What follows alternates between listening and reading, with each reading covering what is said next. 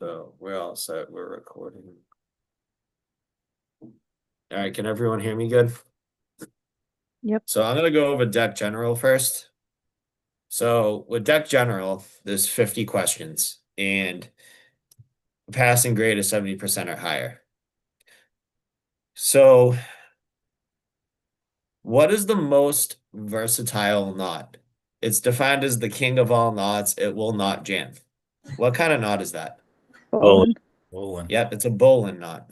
It's the most versatile knot. It's the king of all knots, and it will not jam. So anytime that you secure a dock line to a cleat, what do you want to use?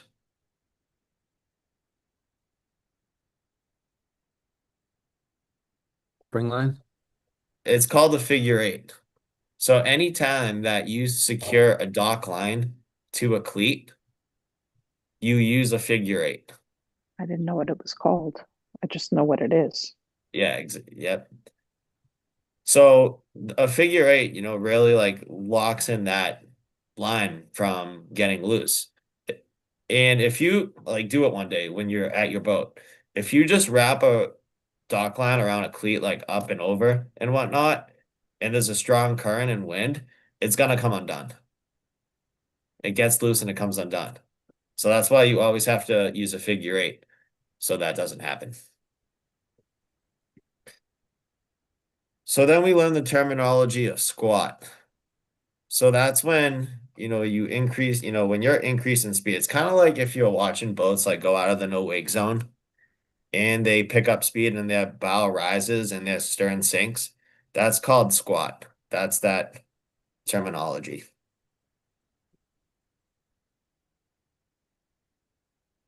Where is the pivot point of a vessel generally located? In the center. One It's third one back. third, it's one third from the bow. So the slower you go, the pivot point on the vessel moves aft towards the stern. And when you go faster, it moves more towards the bow. So the pivot point is one third away from the bow, but the faster you go, it moves forward, and the slower you go, it moves more back towards the stern.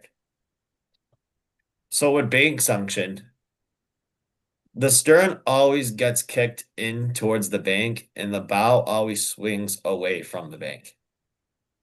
Say that again. So the term bank suction, Mm-hmm. that's when the stern gets kicked in towards the bank, like towards the land, and then the bow kicks away from the bank.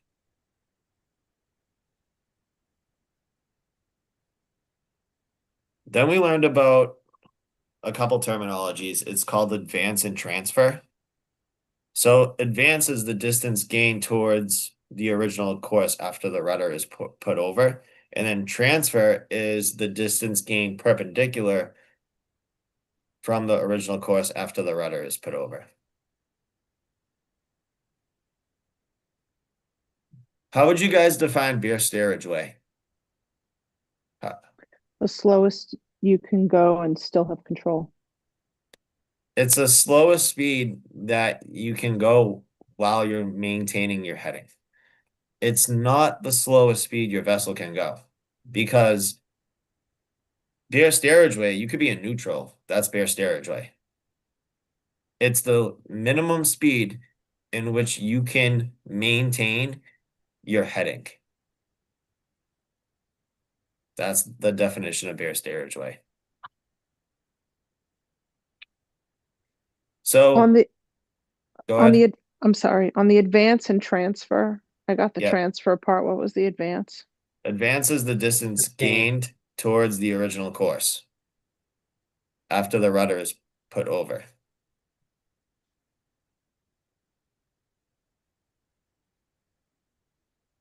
Transfer is perpendicular. Mm-hmm. So then you have a twin screw and a single screw.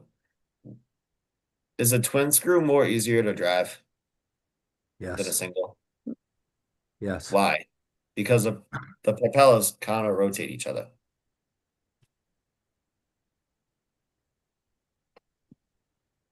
So with dock lines, what's what's the lines called that keep the boat from swaying back and forth and not smashing up against the dock? Spring line? Spring lines. Yep.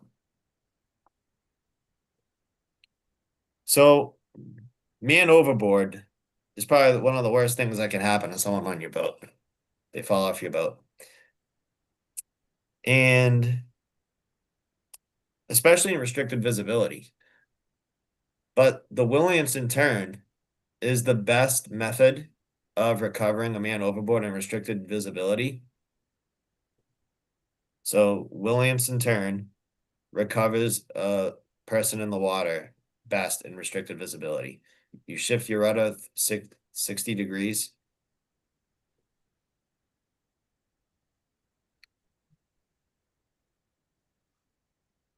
So then if a man does fall over, if a passenger does go overboard and you're driving and they fall off your port side, where would you turn your wheel?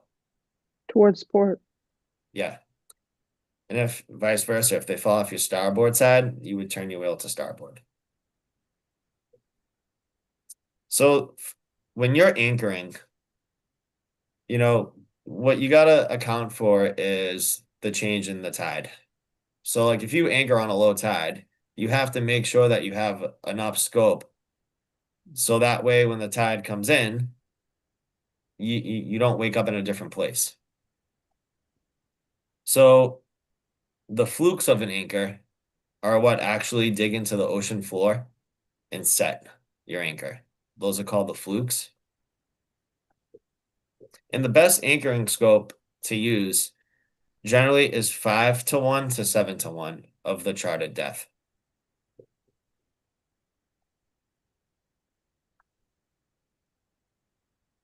So, especially for people that tuna fish, you guys know of this terminology. It's called the pelican hook. So, a pelican hook gets you off your anchor in the most fastest time. A pelican hook is a piece of equipment that gets you off your anchor in the quickest amount of time. All you do is literally untie a rope, pull it, and you're off.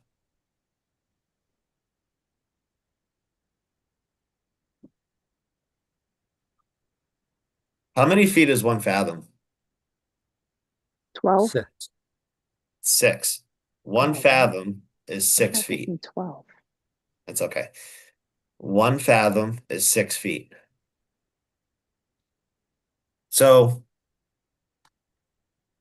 if I was in 5 fathoms of water, I would be in 30 feet. So make sure you know that 1 fathom is 6 feet. So then we learned about fires, which is one of the worst things that can happen, right? And fires are no joke, especially on the ocean on a boat. So there's 4 different classes of fires. It's class A, B, C, and D. What's class A? What is that from? Solids. Yeah, it's from combustible solids. Like tan things that are tangible that you can hold in your hand, like for instance, trash, a book, uh, air mattress, a bag of trash. Tangible. Class A is the only kind of a fire where you would use water on.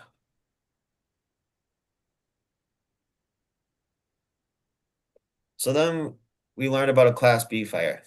What is that from? Liquids. It's from liquids. So gasoline, oil, grease, things like that.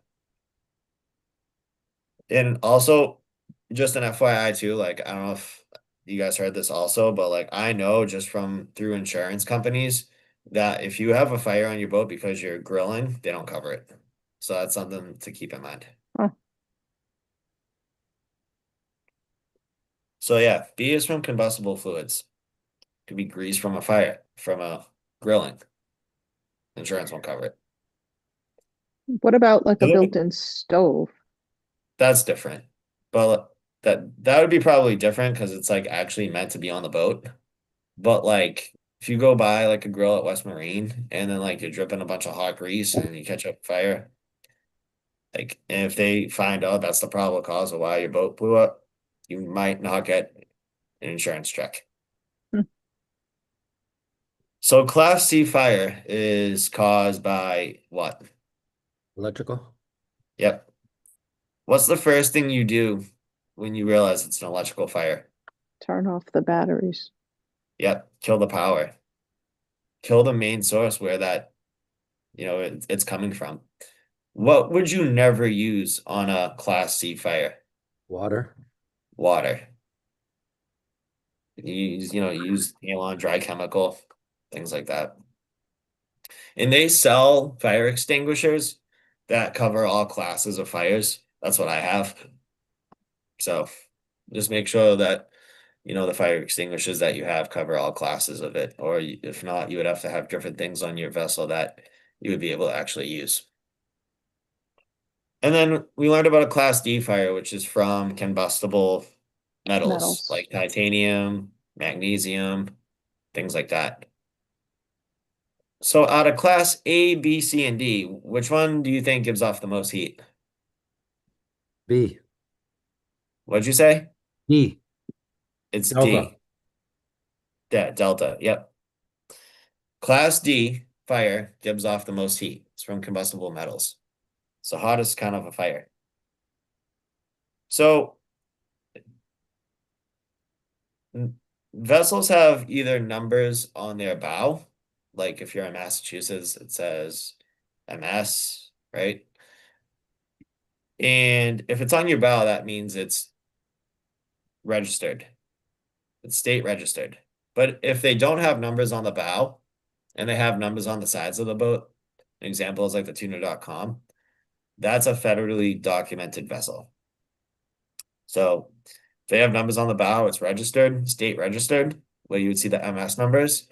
Or if it's on their sides, on their port starboard, and they don't have it on their bow, then it's federally documented. So no matter what boat you're on, you got to know your boat and if you're running someone else's boat inside and out. And the reason why is, for instance, through hull fittings. So we learned about through hull fittings. Now, those allow water to come in and go out from your hull, right? So if for some reason you have a problem with a through hull fitting and it's taking in more water than and it's not letting it back out, over time, guess what? You're both Your vessel sinking. could sink, right? Or it's like, for instance, like if you have a live well where you're having it pumping, same kind of thing, really. It's sucking in the ocean water, it's filling up your live well, and it's pumping it back out. What happens if there was a kink in your hose and you didn't realize it? You would have a boatload of water and you would probably sink. So you got to know the boat inside and out. You got to know where all the through hull fittings are. You got to know where all the potential like you got to know the boat inside and out. You always got to have eyes in the back of your head, and you always got to check the safety stuff. Especially like if you do take on an X amount of water, make sure your bilges are working and things like that. So that's why having a damage control kit is extremely important. So damage control kit, you definitely want to have that on your boat. And the general rule of thumb is like, oh, well, if I have it, then it won't happen. But then if I don't have it, I'm gonna say, man, I wish I had it. So you're better to have it than not. So an EPIRB, EPIRB, that stands for Emergency Positioning Indicating Radio Beacon. When do you activate that? Do you activate that when you realize that you're in an emergency and you start taking on water? The answer is no. When you activate an EPIRB is either when you're entering a life raft or if you are entering the water. You got to just hold it close to you because they can track it. But generally, you always activate an EPIRB once you get into the life raft because that's what's going to give the Coast Guard your position in order to save you. Because if you set the EPIRB off on the boat that's sinking and you don't take that with you and you hop on a life raft and you start drifting away, they're not going to find you. They could, maybe, but probably not. So that's why you always take the EPIRB with you. And when you get into a life raft, then you activate it for that reason. So passenger management is very important. And passenger management, I give this as an example. So let's just say you have a mom and dad and their kid, and they go out on a whale watch boat, right? And the kid's leaning over and he's watching the whales and the kid falls over. Now, so that's one really bad problem. Now you have one passenger in the water. So now with passenger management, you have to be able to control the mom and dad into not putting their lives at risk now. But because if you don't manage the passengers in the right way, what's going to happen? The kid falls in the water. Then the mom goes after the kid, and then the husband goes after the wife and the kid. Now you have three people in the water. So instead of having one problem, now you have three individuals in the water. So passenger management is very important. And a passenger is defined as any person for like any valuable consideration. So then we learned about three calls. So the security, which is information to mariners, hazards to navigation. Pon is a non-life threatening emergency. Like it's serious, but it's non-life threatening. And then we learned about Mayday, that's life or death. Either if you're sinking or you're legit like, in a deathly situation. So that's all that I have for Deck General.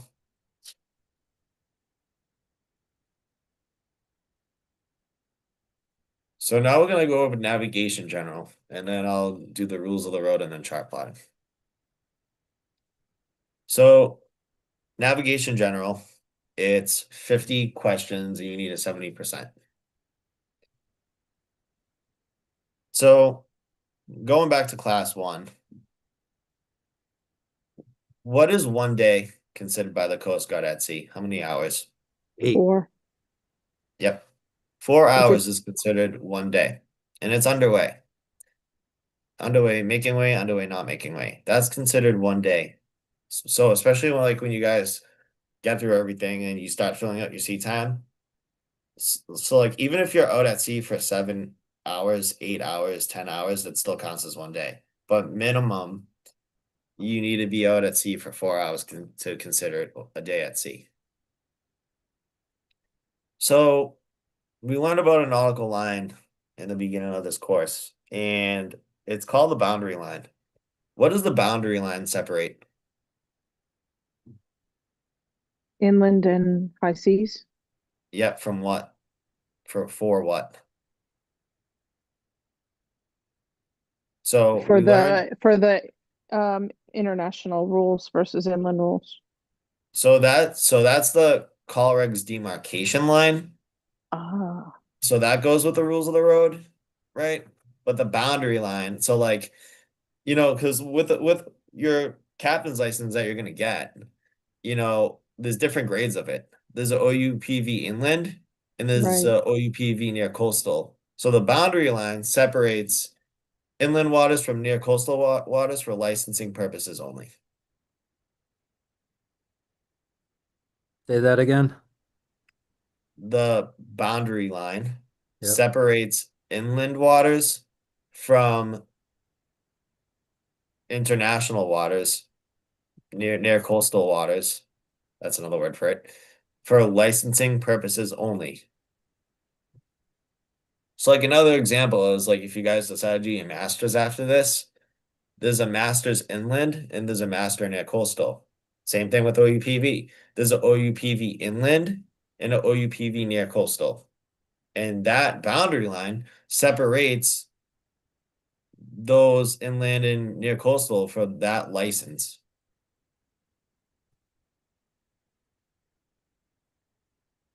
So like for instance, the Salem ferry that goes from Salem to Boston back and forth, they don't go over the boundary line. So for a person to run that vessel, they have to have their master inland, 100 ton. But that person can't go to Boston Harbor Cruises and take out their whale watch boat because they go over the boundary line and you would need a master near coastal license for that. So the boundary line separates those for licensing only.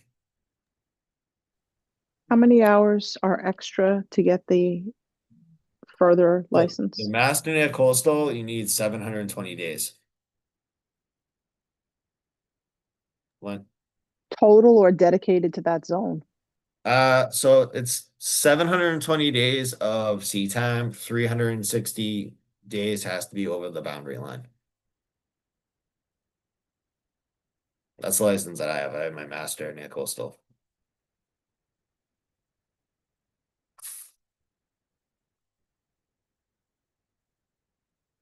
So it's a lot of experience, but you know, that allows me to bring a vessel to 200 miles offshore legally, which I'll never go that far offshore in this life, but you never know. So every 5 years, you have to renew your license. So you have to do a drug test, a physical, and sea time. Now, things happen in life. And what happens if you don't have enough sea time in that 5 years to renew your license? Then you would give Greg a call and say, hey, I need to do a sea time, exam, which is just the rules of the road. So if for some reason you don't have enough sea time and you know you're not close, then you can come back to Atlanta Captain's Academy and take the sea time exam, which it's like a little course, but it's really just like the rules of the road. It's not all the chart plotting and things like that. But that is accounted for sea time. And that's every 5 years. And things happen in life though, right? Like now they do. Like before they didn't used to do this, but now they give people a 1 year grace period because some things happen in life that are unexpected. So for some reason, if you were to miss your 5 year renewal, now they allow for a 1 year grace period. But don't let it come close to that. Like make sure you get your stuff in the amount of time that way you don't have to stress out about it. So chart one is about symbols. So we learned about the International Association of Lighthouse Authorities. And there's two systems. There's ISLA System A, which is Europe, Africa, Asia. And then we learned about ISLA System B, which is the whole United States, Japan, the Philippines, Korea. We're in ISLA System B.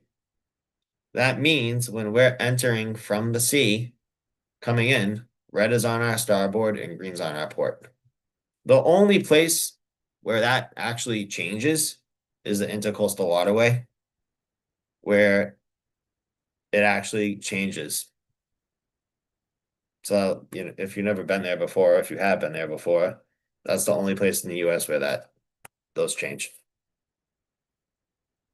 So when you're coming in from the sea, the numbers on the buoys or the cans or the nuns, the numbers get higher. So when you see, if you're driving by and you see 8 and then a little bit of time ahead, you see 10 and then 12, that means you're coming in from the sea. When you're coming in from the sea, the numbers get higher. But when you're heading out to sea, the numbers get lower.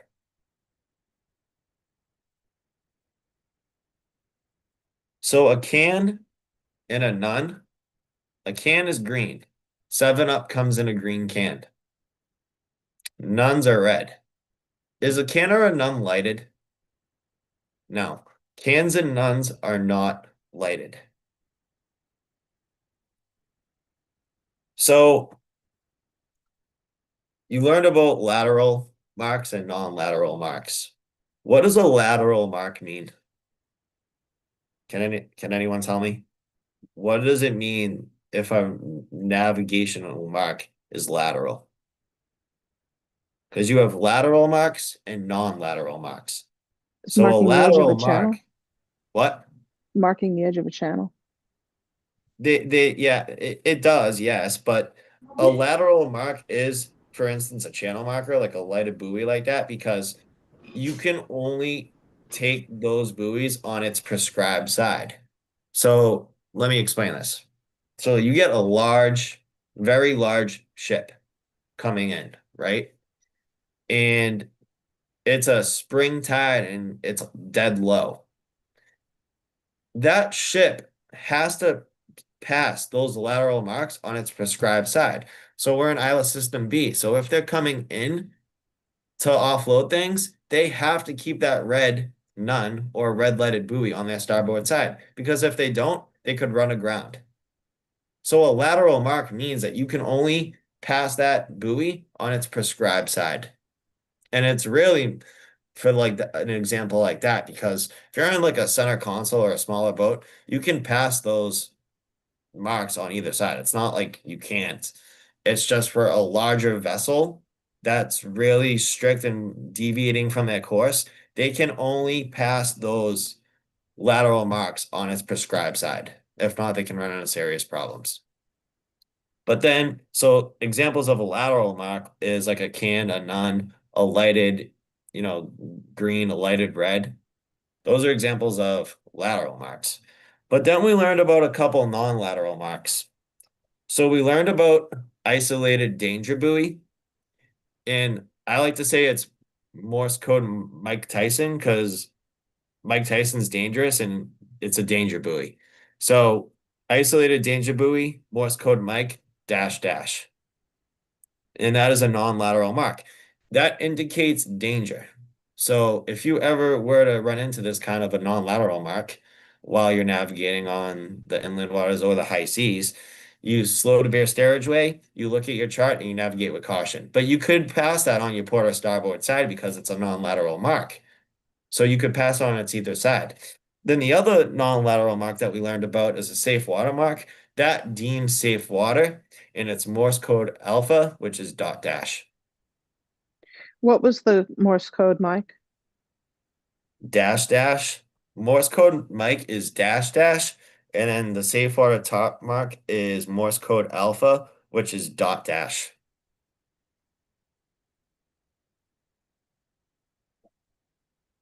Okay. So a preferred channel marker.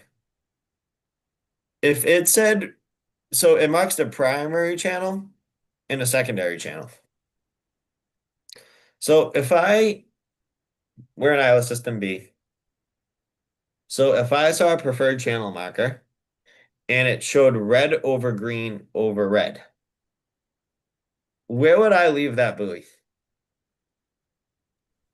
If I'm coming in from the sea and I saw a preferred channel marker and it was red Starboard. over green, where would I leave that buoy? Starboard. On On your my port Yeah. side? on your port So that side. means the primary, you Primary would is leave red. it. Yeah, exactly. So you would leave the buoy on your starboard because we're in Isla System B. You always look at the top color. I know there could be like, you know, red over green over red or red over green, whatever.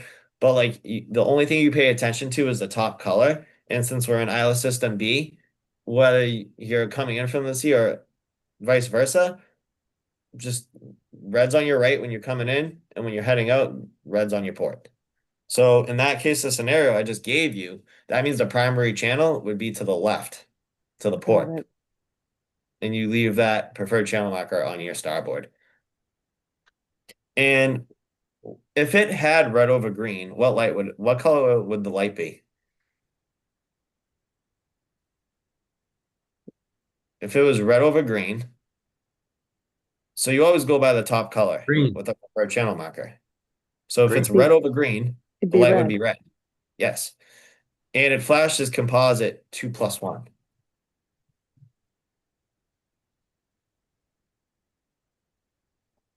So we learned different aids to navigation. So a buoy is hooked up to a chain to like a big concrete block. That's a buoy. But a beacon is actually structured to the Earth's surface. Now you have lighted beacons, like a lighthouse that have a light, and then you have non-lighted beacons, which are called dayboards.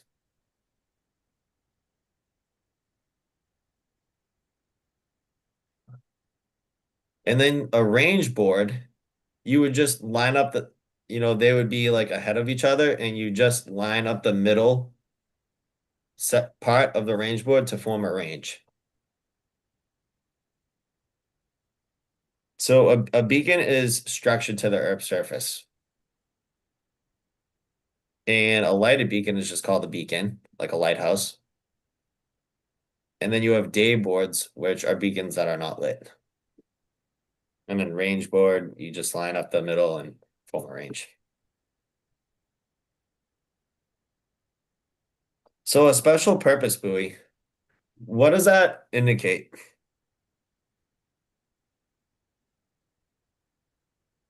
There's a few things it indicates.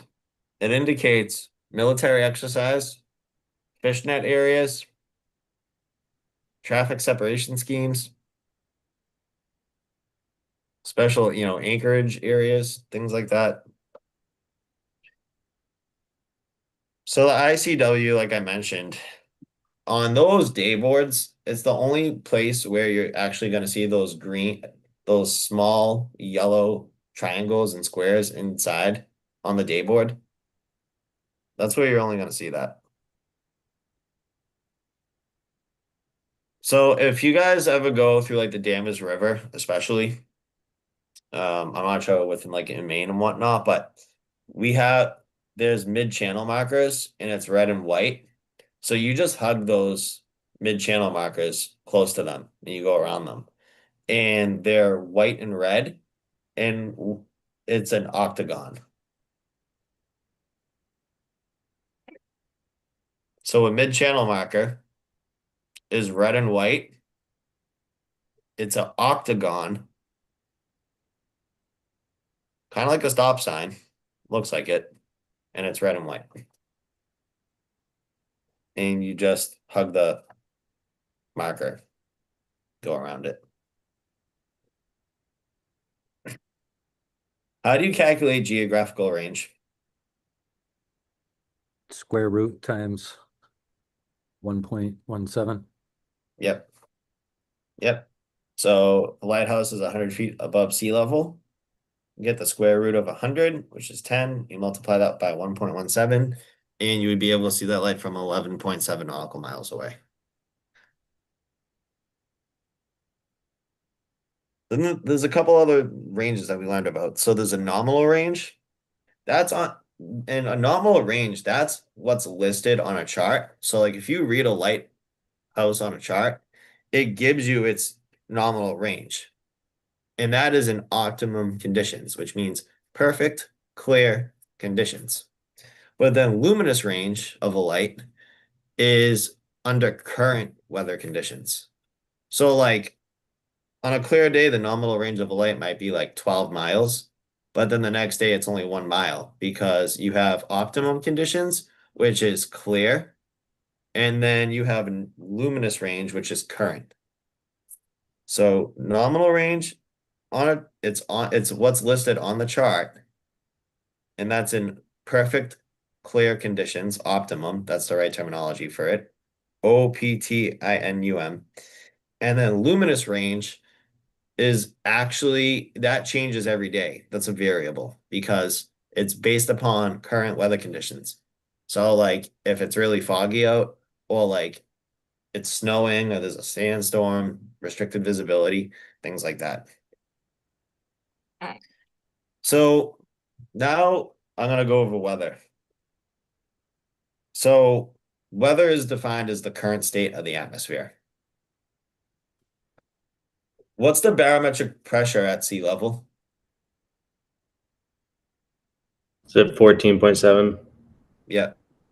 Now, if you see the barometer going down, which is measuring barometric pressure, if it's going down and it's dropping, what does it produce?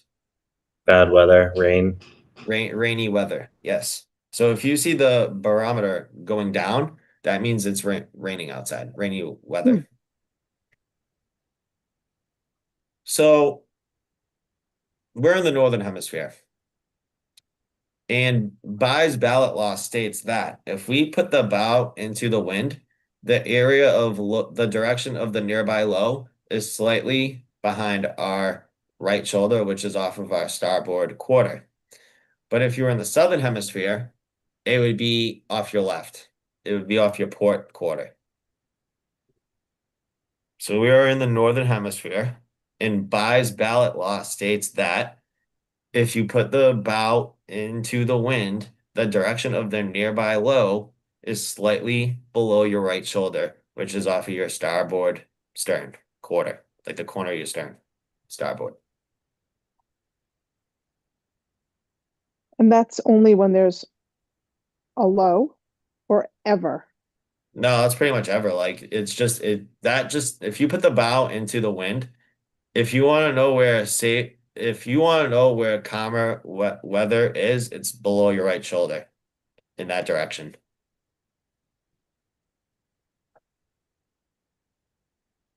So if you were like gonna like get out of like a hurricane winds, you would turn the boat and head in that direction.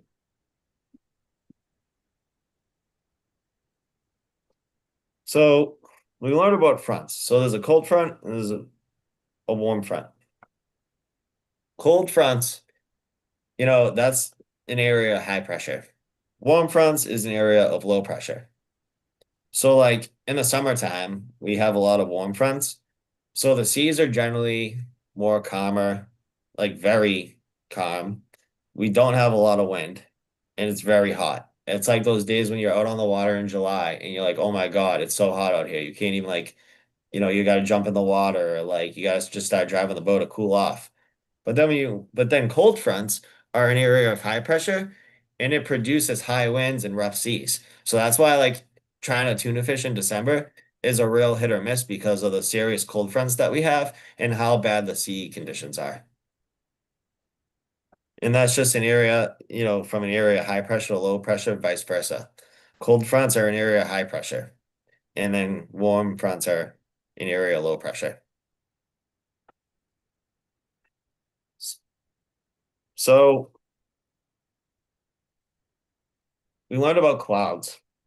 So if it has nimbo or nimbus in its name, what kind of cloud is that? What does it produce? Rain.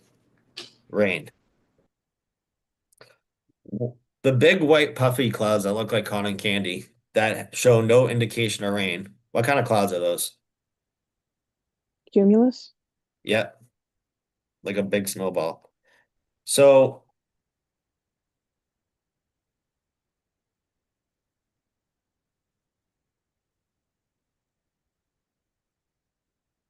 so stratus clouds. So you have like low clouds, alto, and cirrus.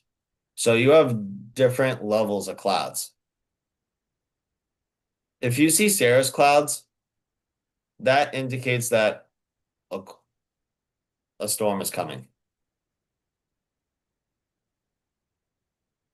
Stratus clouds cover like the whole entire sky, but they can form at really any level. So you could have cirrostratus, that's 20,000 feet and above.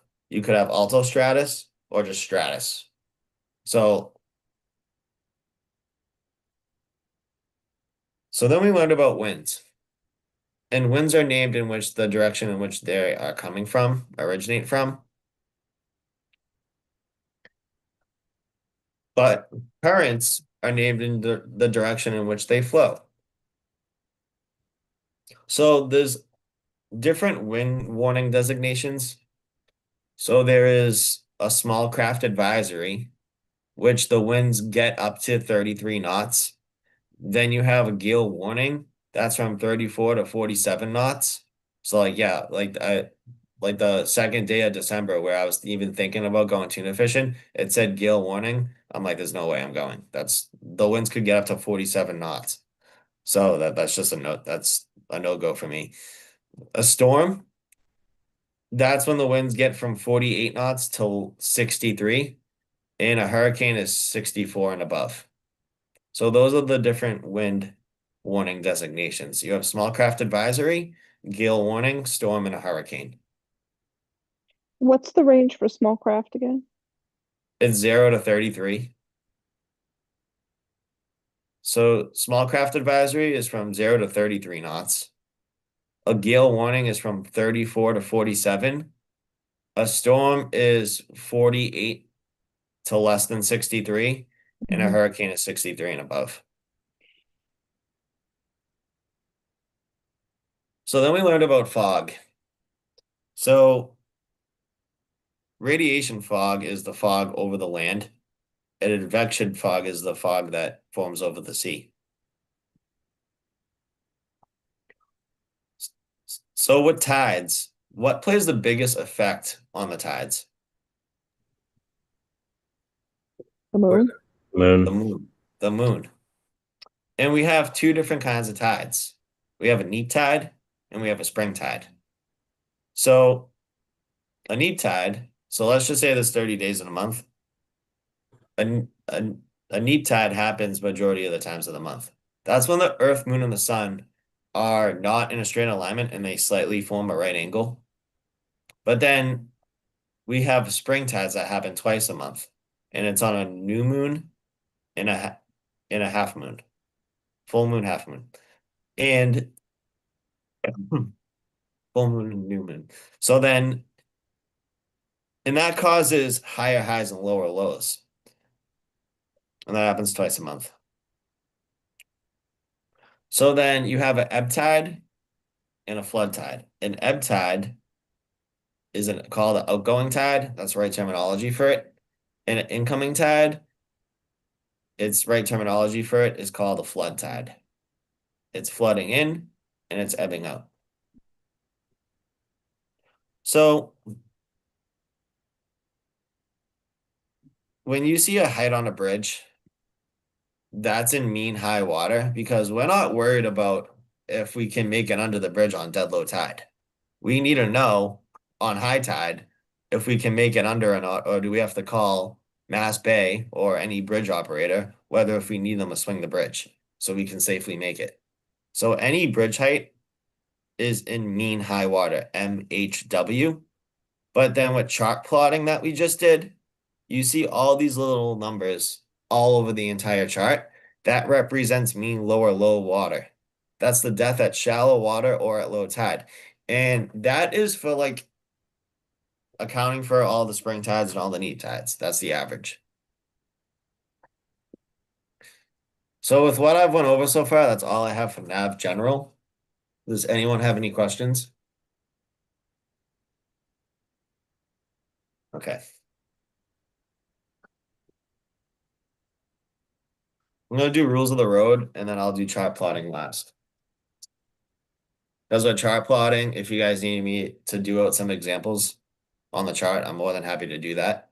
So I'm gonna save that towards the end. So rules of the road. So the United States is the only state where they break rules of the road into two categories, and it's called inland waters, inland rules versus international rules. And we learned about a nautical line that separates the inland rules from international rules, and that's called the Colorado demarcation. Colorado demarcation line separates inland rules from international rules for rules of the road purposes only. So inland waters is inside the Colorado demarcation line, but international rules is outside of the Colorado demarcation line.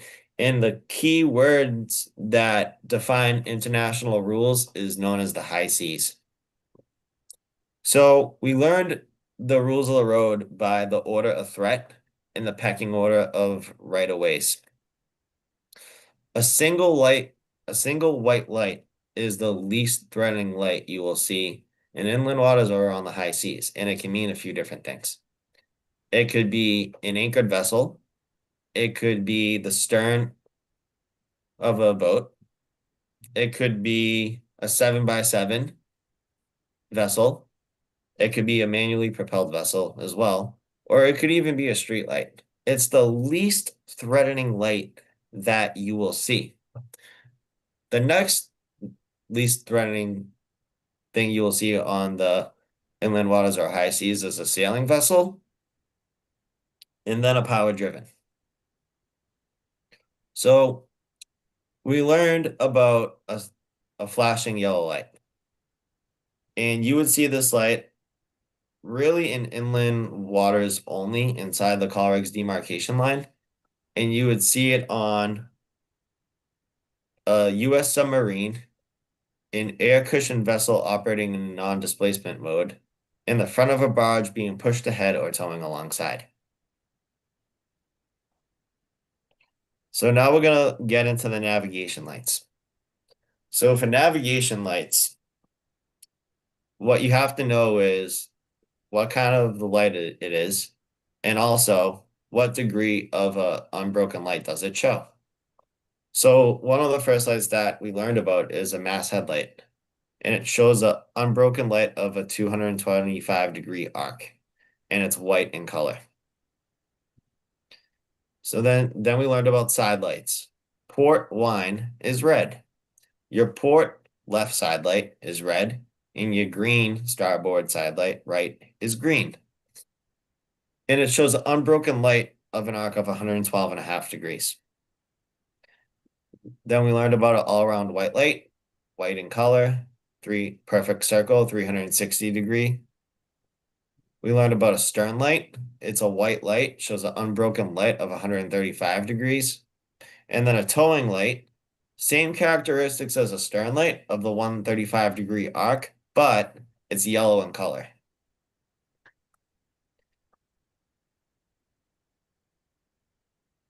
So I'm going to talk about sailing vessels for the next few minutes because sailing vessels, that's when the rules of the road get a little different. Meaning, one thing is that they can choose whether if they show their side lights on the bow or at the top of their mast. So if a sailing vessel decides to show their side lights at the top of its mast, the lights that you would see is red over green, sailing serene. And if they do decide to display their side lights on the top of the mast, then they can't also have them on their bow also because it would look like two separate vessels when it's only one. If a sailing vessel is less than 20 meters in length, they are allowed to have their side lights and stern light combined into one lantern, a tri-lantern, at the top of its mast. That's only if they're less than 20 meters in length. They can combine their side lights and stern light into a tri-light.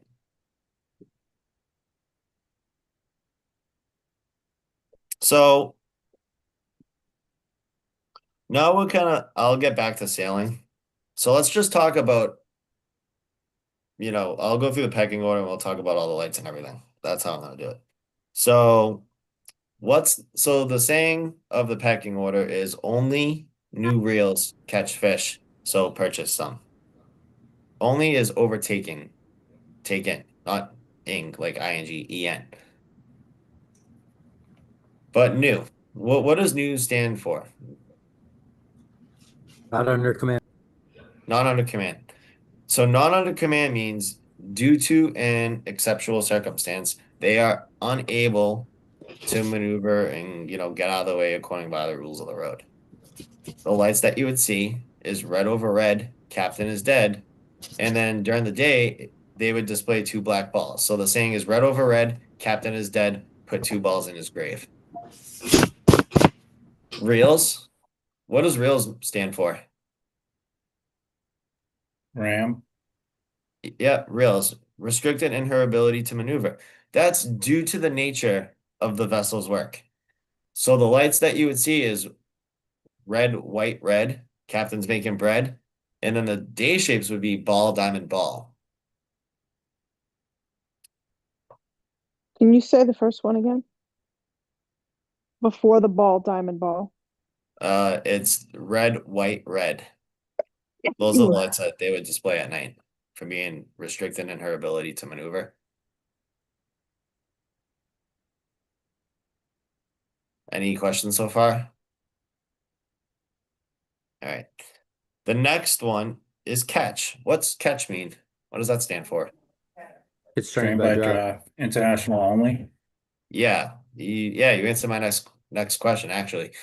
So it's an international rule only. That's what's unique about it. International only. And at night, you would see 3 all-around red lights in a vertical line. And during the day, you would see a cylinder, draft beer can. So then fishing is broken into 2 separate categories. There's fishing and then there's trawling. If I'm trolling, if I'm trolling, is that technically fishing by the rules of the road? No. No. No, because I'm not using any gear or other apparatus that severely restricts maneuverability. You're only fishing if you're using gear that severely restricts maneuverability. So if you're trawling, not trolling, you are considered fishing, and you see green over white trawling at night. But if you were engaged in another kind of fishing, maybe it's long lining or whatever, then it would be red over white fishing at night. The day shapes are the same. It's 2 black cones with the apexes facing together. So now this is where I'm going to spend some time with sailing. So with the vessels that I just went over, if they are over 20 meters or more in length, then they must show these lights in day shapes. But now the rules of the road change if you're a sailing vessel.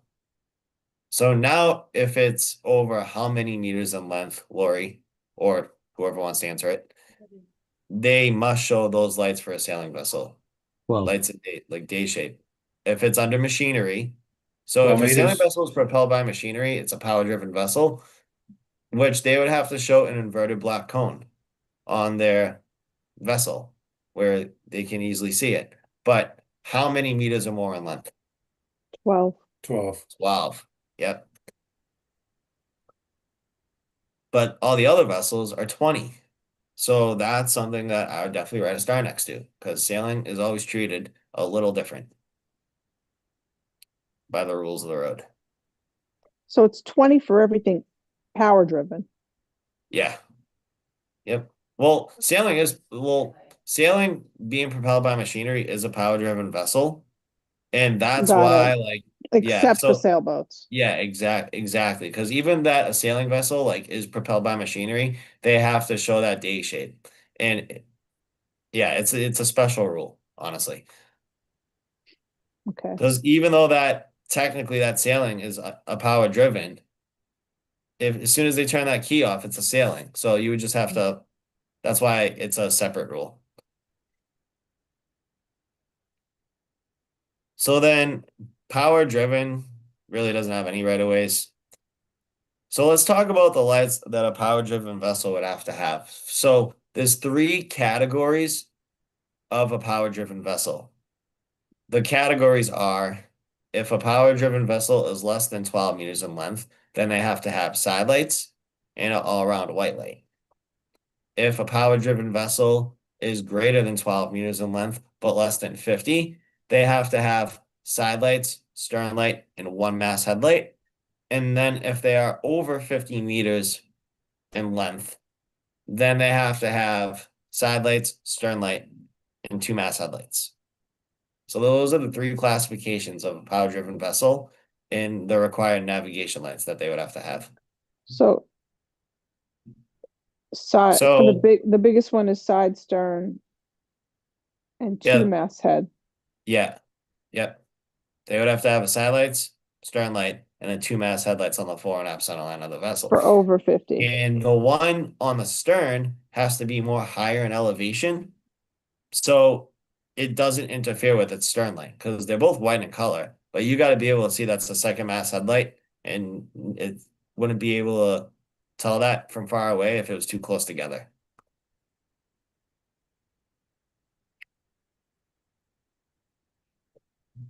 So a seaplane has no right of ways. And the reason why is because they choose when they become a vessel. So they have no right of ways.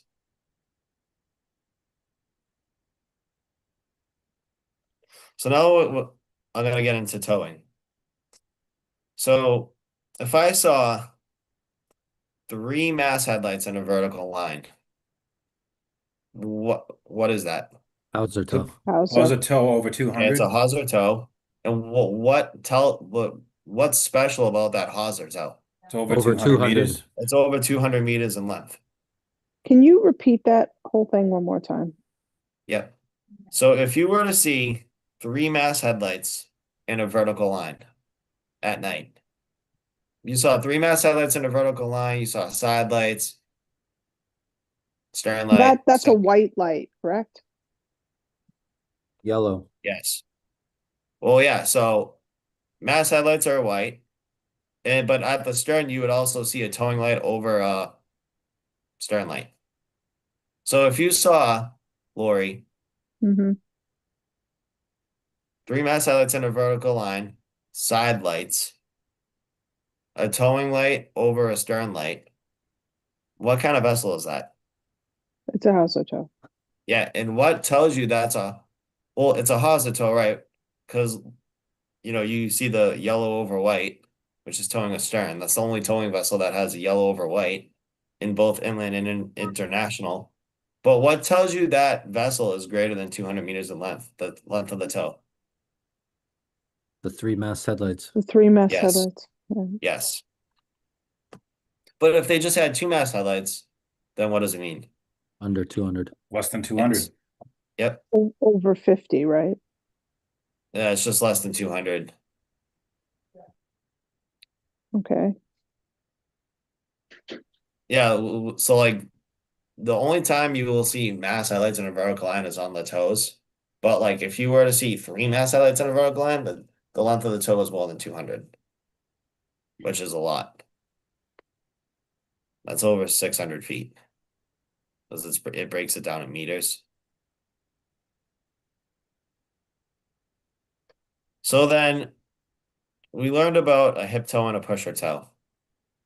For a hip tow, inland only, what lights would you see on the barge being towed alongside? The yellow flashing light on the bow, inland only. Yep. And you'd see side lights Oh yeah, side lights, and and all around. Yes, your regular lights. a stern light as well. Correct. But and then once they go into the high seas, then they shut off their yellow light on the barge. And they have their side lights and stern light on. And then when they go back in inland, they flip that yellow light on. But if it's a pusher tow, and what lights would the barge have on it in inland? Yellow over yellow. The barge. So you have the tug, like the barge is being pushed ahead or towing alongside. So you're right, the tug would have yellow over yellow on its stern. But what would the barge that it's pushing ahead? No What stern. would that have the lights on? Nothing. In Nothing. inland only. No it stern. would. No, no stern light. Yeah, no stern light because it would blind the captain. And it would have the flashing yellow light and side lights. But it wouldn't have a stern light because it would blind the captain for a pusher. So hang on, is it yellow over yellow or is it just one yellow? Okay. Yes. So it's both. So for the tug that's performing the service, right? It's yellow over yellow, pushing in another fellow inland only. That's the tug. That's like the actual tugboat that's performing the service. But the barge that tug is pushing Mhm. in inland waters only, they would have to have that special flashing yellow light. Got it. It would have to have side lights, but it wouldn't have a stern light because it would blind the captain of the tug. The tug would Got it. also have two mast headlights in a vertical line, side lights, and they would have yellow over yellow. But then when they get into the high seas, they shut their two towing lights off and they flick on their stern light. And that's pretty much the same for a pusher and hip for the tug. Is there any questions with that? Does anyone have any questions with towing? Yeah, just one. Oh, go ahead, Laurie. The two mast headlights. Yeah. Those are white. Yeah. Yep. So inland, are those on or no? Yes. They're on inland and international. Okay, so you've got two mast They always headlights. have their mast headlights on. Always. That doesn't change. They always have their side lights on. That doesn't change.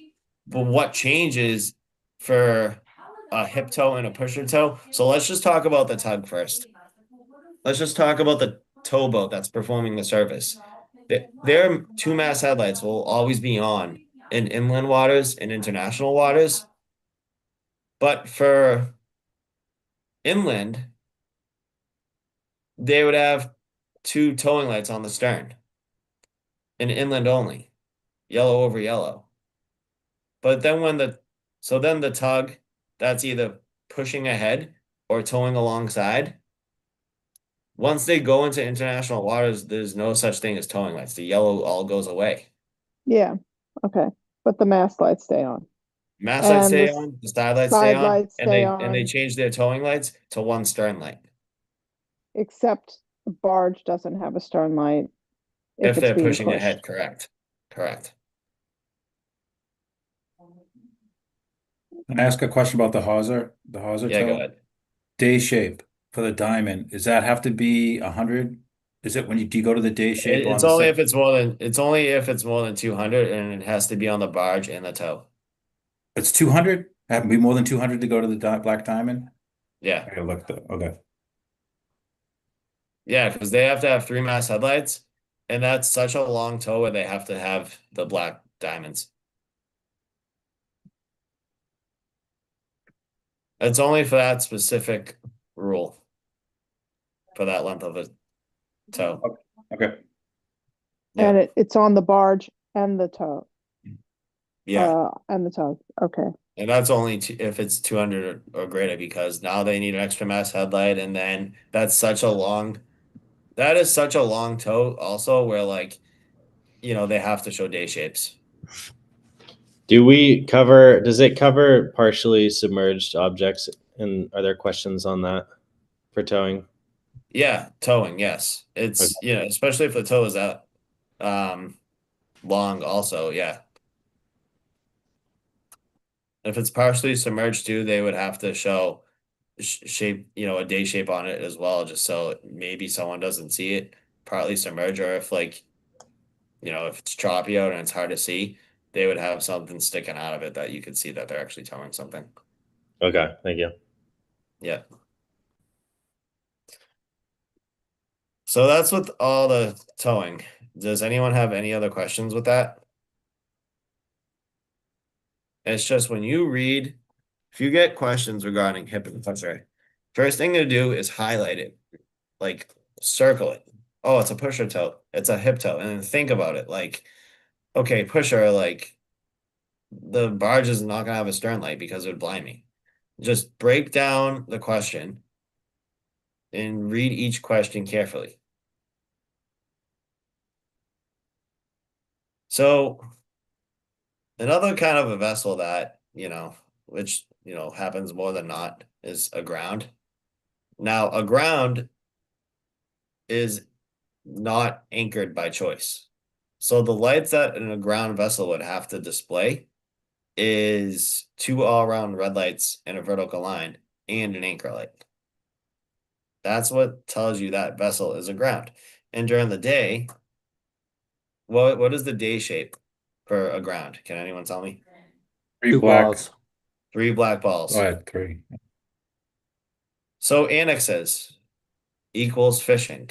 Fishing equals annexes. So if you read, so that's all I can say to that. And if you see annexes, it's related to fishing. Or if you read something and it's talking about fishing, it relates to the annexes. So with the rules of the road, we can always depart from them to avoid what? Collision A or collision. Immediate danger, collision, Mm. right? And risk of collision exists when there's a constant bearing and there's a decreasing range. Bearing is the direction an object is away from you, the angular distance. And then range is how close is it from you. And if it's a constant bearing and the range is decreasing, that means risk of collision exists. Constant bearing, decreasing range. So when a vessel is in sight of one another, what does that exactly mean? Can both vessels see each other, or is that when only one vessel can visually observe the other one? One vessel. One can observe the other. It's when only one vessel can visually observe the other one. So an example would be like if someone was walking over a bridge and you were heading out to sea and you were looking straight, they can see you, but you can't see them. So it's important that, when you're taking an action to avoid a collision, but what the most important thing about that though is you might be getting out of the way of one vessel and avoiding one accident, but what you have to be really careful about is making sure that maneuver doesn't put you into another close quarter situation.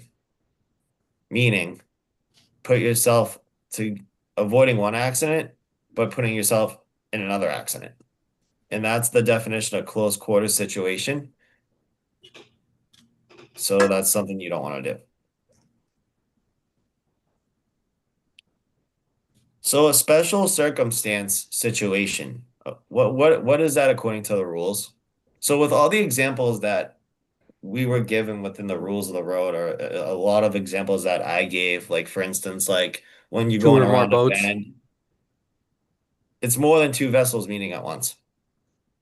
More than 2, because all the examples that we've been dealing with and a lot of the examples that I've been giving you guys is just between 2 vessels. But a special circumstance situation, according to the rules of the road, is when there is more than 2 vessels meeting at once.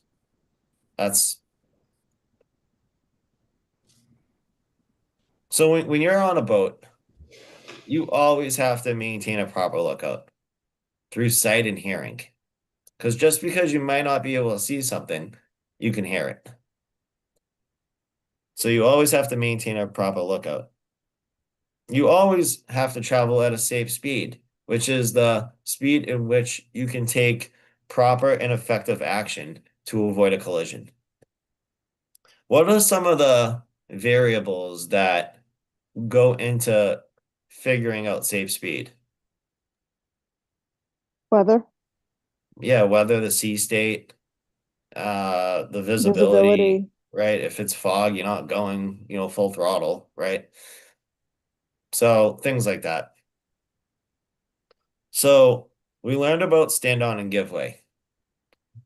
In restricted visibility, there's no such thing as stand on and give way. That rule goes away. Stand on vessel maintains course and speed. Give way vessel has to get out of the way. So if a stand on vessel thinks that a give way vessel is not taking the proper action to avoid a collision, they may change their course. Listen to what I'm saying. When they think that the giveaway vessel is not taking appropriate action, they may change their course. But when it becomes apparent to them that the giveaway vessel is not taking appropriate action, then they must change their course. So may and must are two different things.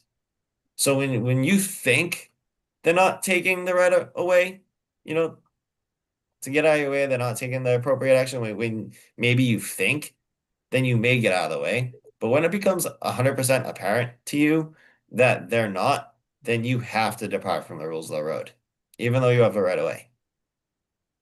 That's the difference between may and must in that situation. So a head-on situation, you always alter your course to starboard for a port to port passage. So I want to bring up something with radar. Anytime that that like especially on a radar and it's like really restricted visibility and you're really relying on your radar, anytime that a vessel is forward of your beam, and beam is the width at its vessel its widest width. So anything really ahead of you, you want to reduce your speed to bear steerage way. Now, if they're going away from you in the same direction, that's one thing.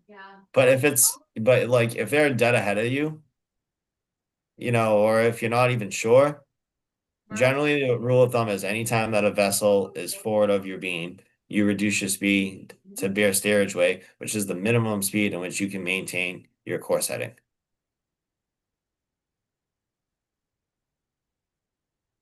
So narrow channels. So when we see, I'll get into the sounds later on, but with narrow channels, if you get a question and you see the word narrow channel in it, put your pencil down and think for a second. You're like, what's going through my head when I read a narrow channel is the pecking order changes. And, when we're in a narrow channel or a fairway for international, it changes to signals of intention instead of signals of execution. Those are the things that change when you're in a narrow channel. Is the pecking order and the sound signal. So narrow channels, the pecking order changes. So if you're a vessel, small vessels less than 20 meters in length, fishing, sailing, you have to get out of the way that a vessel can only navigate safely in that narrow channel. That's when it changes a little bit.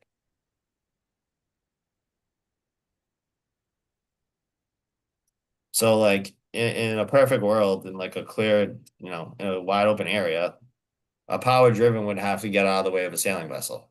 A power driven would have to get out of the way of a fishing vessel. But if you're on a narrow channel where that large power driven vessel can only navigate safely, then a sailing and power driven in fishing has to get out of the way of that vessel. So less than 20 meters is the one who has to be the most maneuverable. Yeah.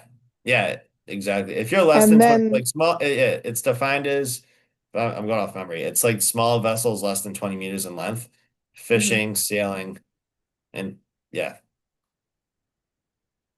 That rule just slightly changes. If you're a smaller vessel less than 20 meters in length, and then fishing vessels and sailing, because they could be more than,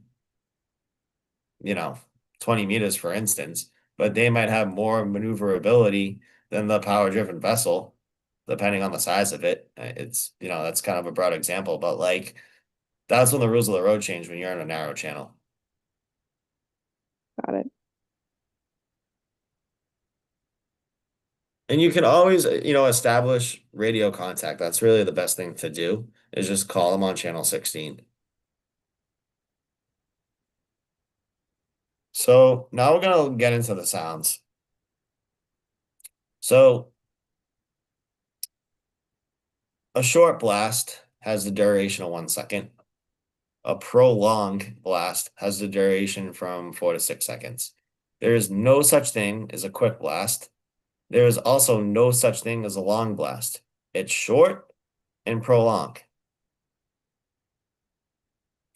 So inland rules are signals of intention, meaning you need permission from the other vessel. You intend to do something, you need permission.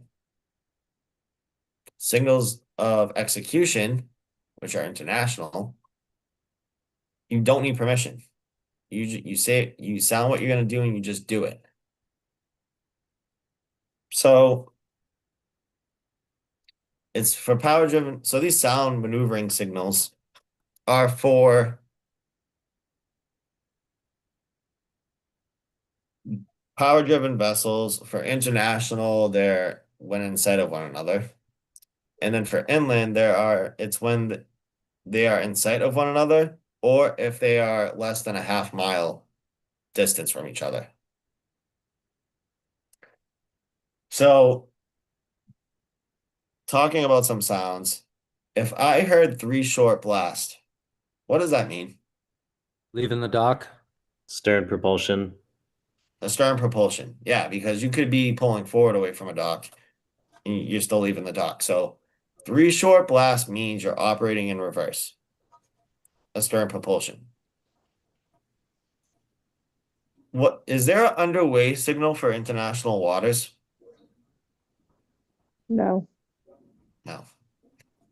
What is the underway signal for inland? unprolonged. Yep. So if I was in inland waters and I was backing out of a slip, what's the full sounds that I would signal? One prolonged and then 3 short. Yes. So with inland waters, signals of intention, you need agreement. So there's an agreement signal. What's the agreement signal? What would they do? For which? The agreement signal for inland waters. What would they do?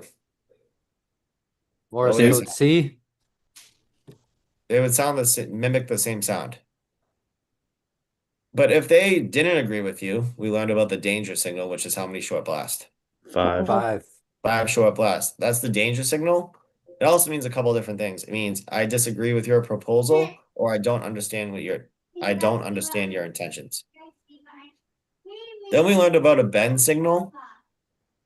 That's both inland and international. What sound would you make if you're going around a bend that the view's obstructed? One prolonged. One prolonged blast. So if it says I intend, so for inland waters, if it says I intend to leave you on my port side, what would that mean? What would I sound? 2 short? No, 1 I'm short. gonna leave, right, because I'm altering my short. course. I'm changing my course to starboard to leave them on my port. I sound 1 short blast. But if I intend to leave you on my starboard side, I'm changing my course to port, and I would sound 2 short blast.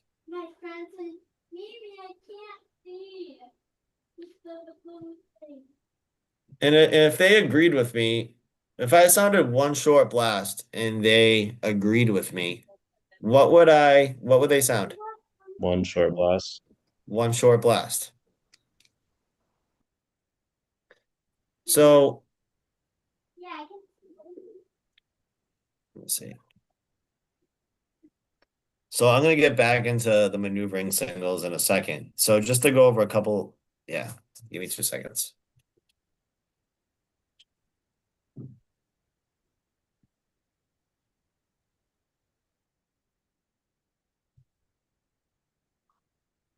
So with the light signals that we learned about, it's pretty much it mimics the same of the sounds. So like 3 flashes what would that tell you? Stern propulsion. Yeah, exactly. So signals of execution are international rules. So with international rules, it's when 2 vessels are in sight of one another in a narrow channel or a fairway. So when you're in a narrow channel or a fairway, though, now it's no longer signals of execution. It changes to signals of intention. So if they intend to overtake you on your, if I intend to overtake you on my port side, meaning I'm altering my course to starboard, changing my course to starboard, I would sound two prolonged blasts followed by one short blast. But if I intend to overtake them on my port side, then it's two prolonged followed by two short. Can you say that one more time? It would be That's the response, or that's what you do? So so if I was the vessel wanting to overtake another vessel in a narrow channel or a fairway in international waters, waters only, because inland's different. If I intend to overtake you on your starboard side, meaning I intend to leave you on my, I'm altering my course to starboard. So I'm leaving them on my port, but I'm passing them on their starboard. You're altering your course to right, so you sound two prolonged blasts followed by one short blast. And then vice versa. If you're operating your vessel to port to leave them on your starboard side, which is their port side, it's two prolonged followed by two short. And then the agreement signal would be one prolong, one short, one prolong, and one short. For both? It's those four sounds combined. So because inland rules change from signals of execution to signals of intention in a narrow channel or a fairway in international waters only, now there's an agreement signal. So like that agreement signal from the stand-on vessel would be one prolong, one short, one prolong, and one short. For Well, which inland, one? Port or starboard? both, Both. yes. But then inland rules, it's just the same thing. If you're gonna go to, if you're gonna alter your course to your starboard and leave them on your port, it's one short blast. Vice versa. If you go to port, then it's two. And the agreement signal is just the same thing. It's just when you're in international rules, now it gets a little different because signals of intention now. So now there's an agreement, but there's only one agreement signal for either side, and it's one prolong, one short, one prolong, and one short.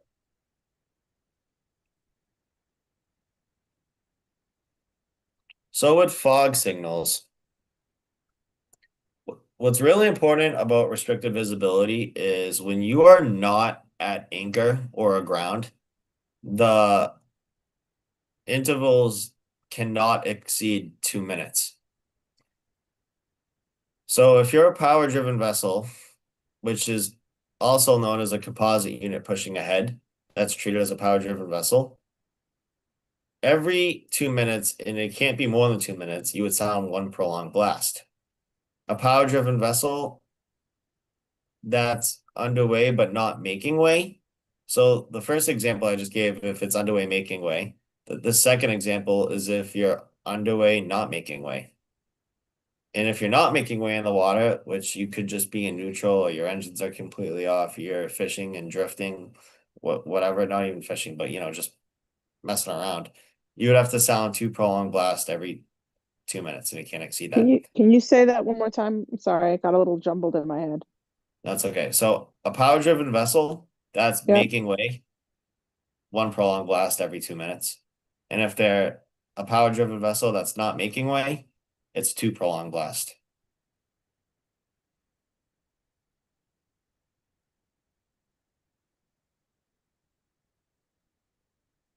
So then all these vessels, the category is kind of like called the lame ducks. So like not under command, ram, sailing, constrained by draft, sailing, fishing, and they add towing. It's known as the lame ducks, and they would have to sound one prolonged blast followed by two short blasts. But then if it's a manned vessel being towed, immediately after the boat US or sea tow or whatever sounds the one prolonged followed by two short, then the manned vessel being towed would have to sound one prolonged followed by three short immediately after the one prolonged followed by two. And that's manned vessel being towed. So in restricted That was- visibility, when you are making way through the water or not making way, you're not anchored or aground, the intervals do not exceed 2 minutes. So that's something that's very important to pay attention to. But then if you're underway, but then if you're in restricted visibility and you're at anchor or you're aground, more of like a hazard in a sense, because you can't really just like get out of the way, then those intervals cannot exceed 1 minute. when you're aground, Or anchor, yeah. aground or And that's when the anchored. intervals cannot exceed 1 minute. But if you're less than 12 meters in length, even if you're aground or anchored, then you don't have to do it every minute. You have to do it every 2 minutes. But if you're greater than 12 meters in length, which is 36 feet, then you would have to do it every minute. So a vessel at anchor would have to sound the rapid ringing of a ship's bell for 5 seconds. A vessel greater than 100 meters in length at an anchor would have to sound the rapid ringing of a ship's bell for 5 seconds, followed by 5 seconds of rapid ringing of the gong. A vessel at anchor warning another vessel if danger of collision exists. It's one short, one prolonged, and one short. That's a vessel at anchor warning another vessel. Vessel aground is just not anchored by choice. So they have the same sound signal as a vessel at anchor, but then they just add the 3 distant strokes of the bell before and after the rapid ringing. And then a pilot vessel on top of, because they're a power driven vessel. So on top of the prolonged blast that they would display if they're, making way, not making way, they would have to also sound for short blast. That's the pilot. Pilot vessel. That's 4 or 5. I'm sorry, you lost For me. short blast. 4 short. Pilot vessel for short blast. But that would be an add-on to the power driven vessel sound signals. Because they're a power driven vessel, they're just engaged in a different occupation. Well, a service.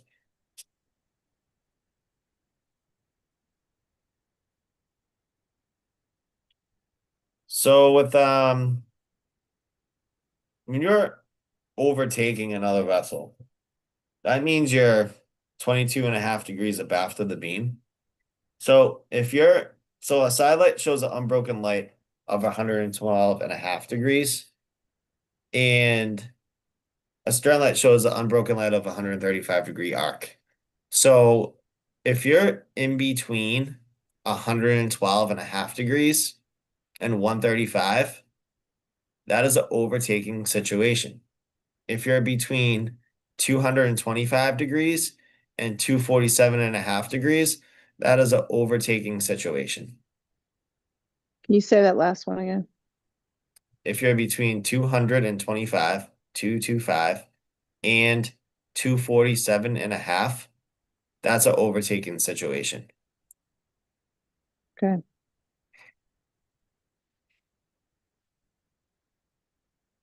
So a public safety vessel, so a law enforcement vessel, they just like on land, they have flashing blue lights. It's the only kind of vessel you'll see with flashing blue lights as a law enforcement. And then a public safety would have like, red and like yellow amber lights. So if you were to see red and yellow lights off your port, you still maintain your course and speed. You are still the stand-on vessel if it was two power driven vessels in that scenario. So, because well, especially like anyone else, most other vessels would have to get out of the way of the sailing vessel, besides fishing and whatnot. But if you were to see that red and yellow off of your port and you're a power driven vessel yourself, you maintain course and speed. So when you see lights on barges, the lights are always going to be white. And the lights are always gonna be on the corners farthest away from the shore or the land, which is called the bank. That's what they mean. Because if that barge is very big and it's sticking into a channel where there's a lot of traffic and at night, they have to have lights on it because it's gonna interfere with other vessels. But if a barge is docked at a slip for primarily docking purposes, they don't have to have any lights on it because they're in a specific area where they can dock.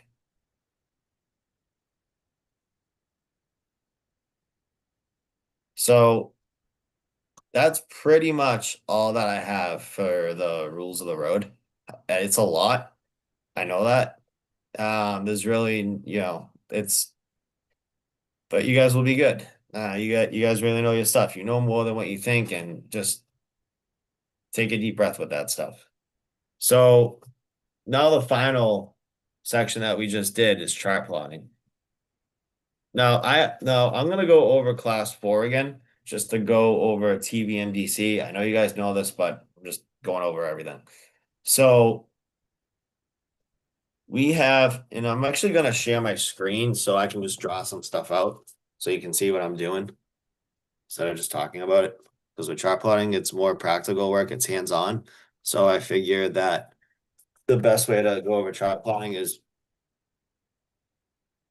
mirroring my iPad so you can see. Yeah.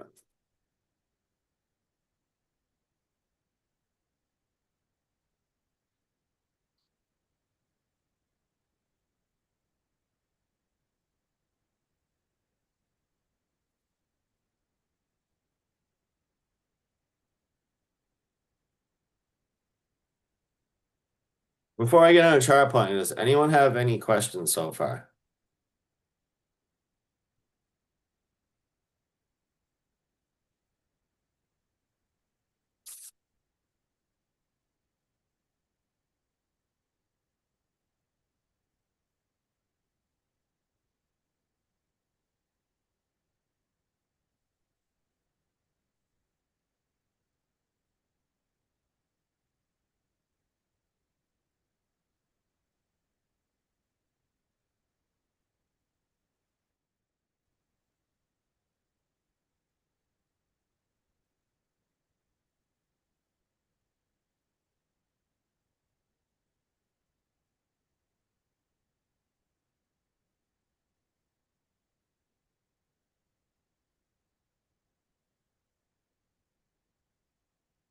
All right.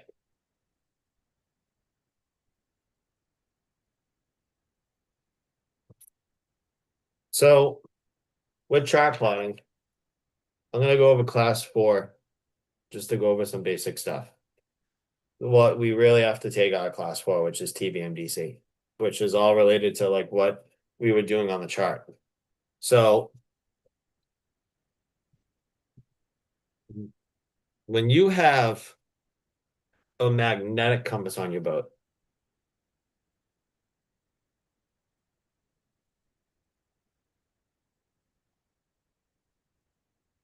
when you have a magnetic compass on your boat, you always have two arrows. And the equation for being able to account for those two arrows with a magnetic compass is T V, sorry, M T C. TV makes dull children. So when you have a magnetic compass, you always have two arrows. The first arrow is called variation. And the second arrow that you deal with is called deviation. This stands for your true heading. That's variation. This is your magnetic heading, which is really your like GPS heading. What your electronics say. This is deviation. And this is your compass heading. your actual compass on your boat. So that's what all of this stuff means. This is your actual true heading, variation, GPS, deviation, your actual compass on your boat. And this is for magnetic. If you have a gyro compass,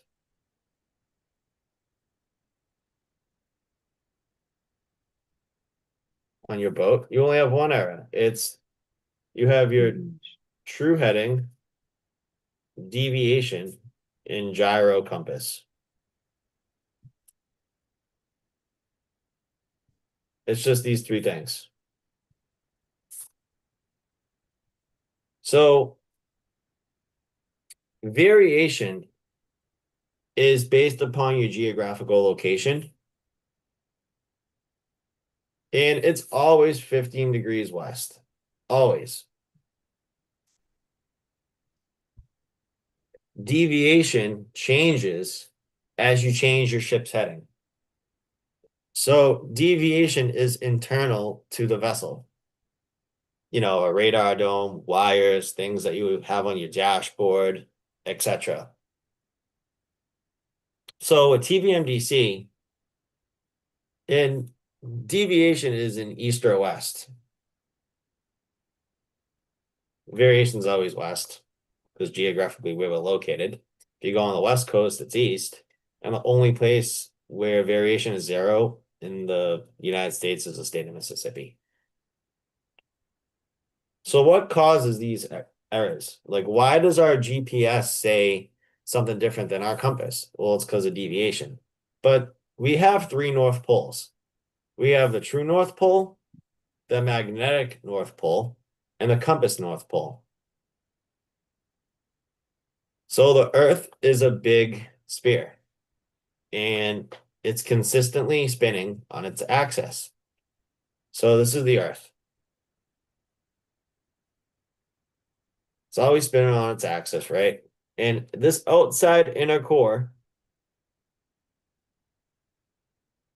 this area, is filled with all this liquid hot iron. And it's a liquid. So as the Earth consistently is rotating, this liquid iron is going back and forth. And it causes an electrical current. And that's what creates Earth's magnetic field. So true north Polaris, the North Star, that's true north. And for a magnetic compass, that magnet that's inside that compass is attracted to this hot liquid iron.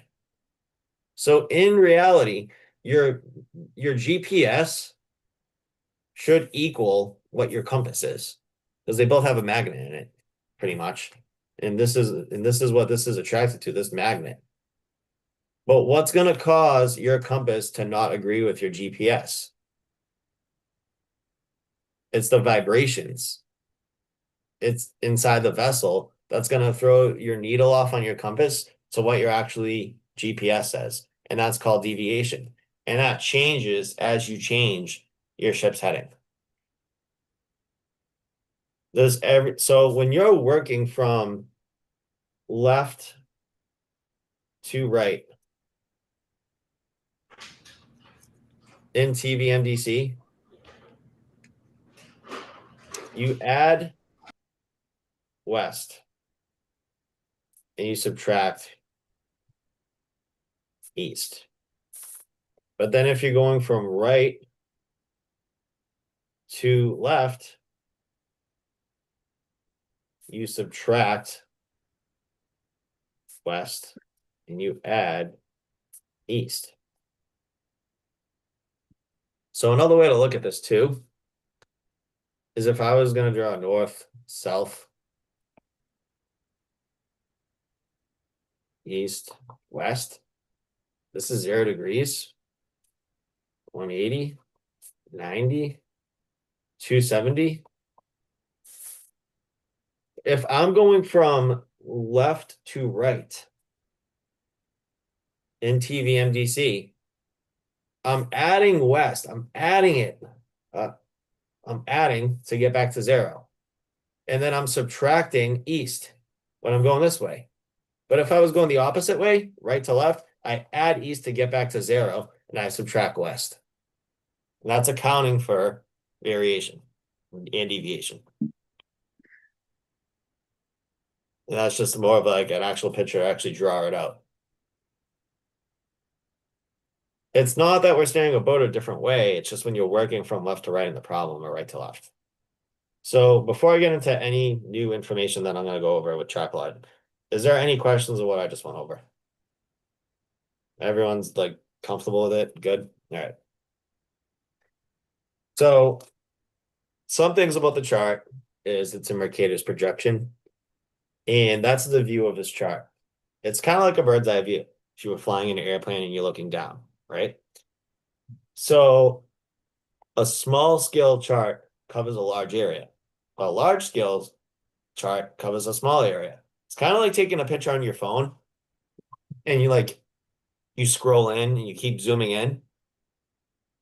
It's a large scale because it's only covering a small area of the room.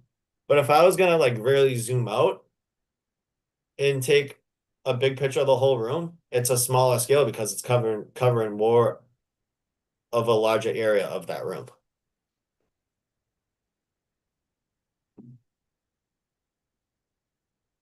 Hold on, sorry. So the nautical mile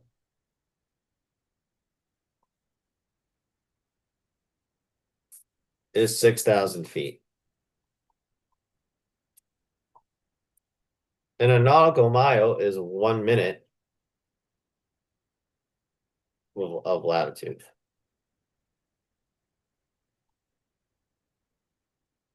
We only measure distances on the sides of the charts. Only. You never use the top or the bottom. So the lines that go from east to west on the chart, those are called parallel lines.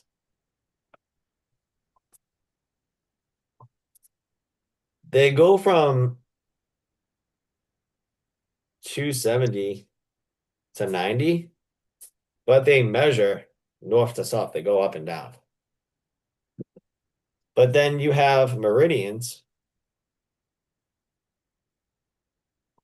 which are lines of longitude. They're the long lines that go like this on the chart, right? Then you have the meridians that go like this. These are meridians. And they go from 0 to 180. And they cover distances going from east to west because they're going from east to west. So in the United States is northwest of the prime meridian and the equator. So all the latitude and longitudes that we deal with in the whole US is north and west. So we learned a handful of problems.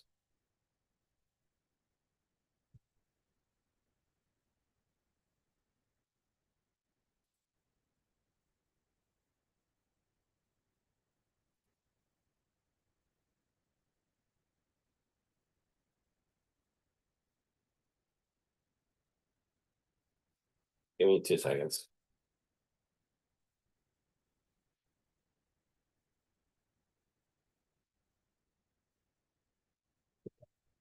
So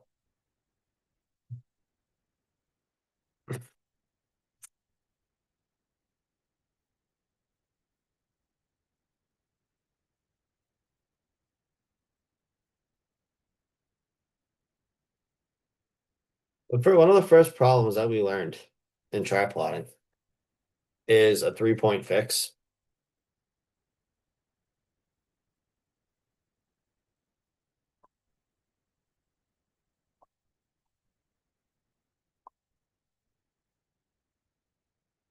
Now, everything that we do on this nautical chart is based upon our true heading.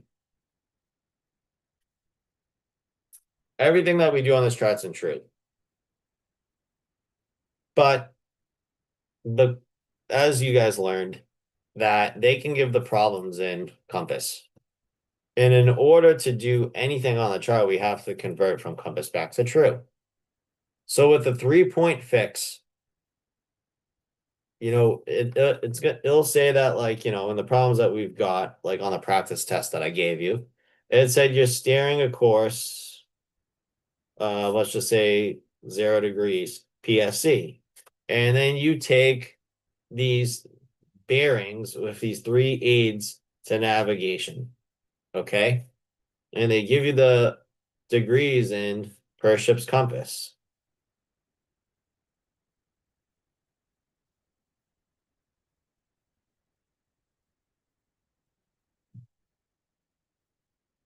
And this is just an example. That they can give you 100, they can give you 60, and then they can give you like 112, whatever, right?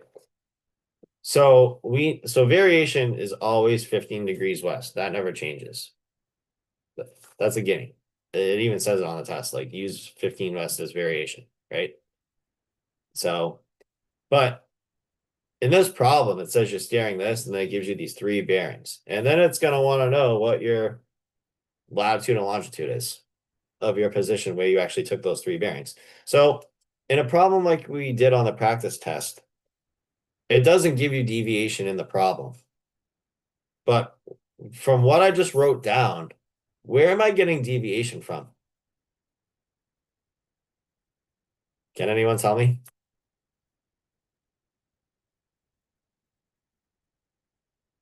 Deviation table. Right. Where you're Deviation staring. table. Yeah, exactly. I'm pulling this deviation from the 0 degrees. And then I don't need this anymore because when I convert these 3 bearings that I took, they have to have the same deviation in variation because I'm only steering one specific heading. So then I have to convert all these 3 to true. And then where these 3 lines all intercept each other, that's my latitude and longitude. And that's a 3-point fix.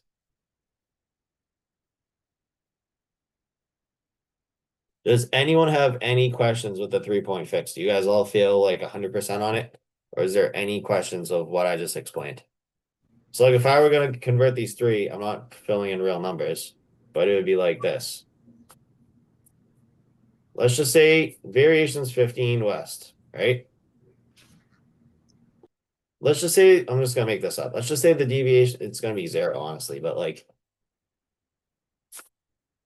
where do people make mistakes with the 3-point fix? They get their deviations they have off of these bearings. That's wrong. Your deviation is all based upon what you're steering, and it's got to be all the same.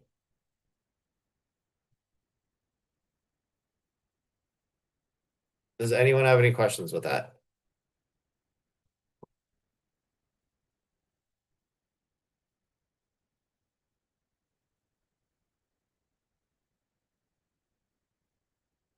All right. So then the next kind of a fixed problem that we learned about is a running fix.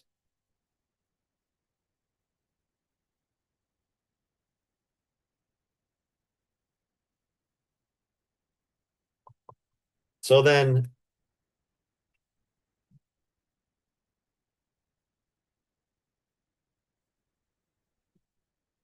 with the running fix, they give you 1 aid to navigation.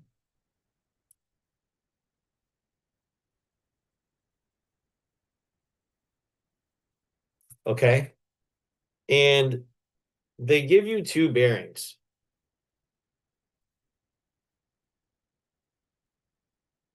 And they give you time, your speed, right?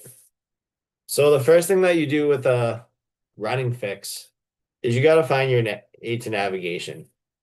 Then what's going to happen is they give you the first bearing that you take.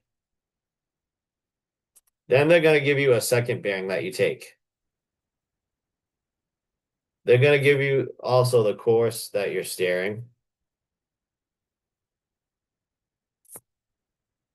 So let's just say you're steering 90 degrees. It doesn't matter where I draw this course on here, but what's the most important thing is I have to draw it from the first bearing, so I draw it. And then let's just say based upon my time and speed, let's just say I went like, I don't know, 1.5 nautical miles, which is like, let's just say it's just here, right? This is just an example. Then the next thing that I do is I have to, which is like really the final step of this whole thing, is I have to bring this line, my first bearing parallel over, so it intercepts my DR, and then I draw a line. And where this line intercepts, that's my latitude and longitude. Now it can either ask you, what is your lat long? Or it's going to ask you, how far away are you from this particular nav aid, the distance away from this? So that's a running fix. Is there any questions of what I just went over? Good. This is good.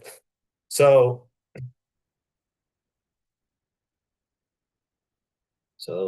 fixes are done. So now let's get a couple of some easier problems. So, and then I'll get into set and drift and the course to, intercept and all that stuff. So leeway. You learned about leeway. So leeway is accounting for wind, current, right? So if I was gonna steer, now this a problem like this you don't even do on the chart. You just do it on your scrap paper, draw out a little, north, south, east, west like this.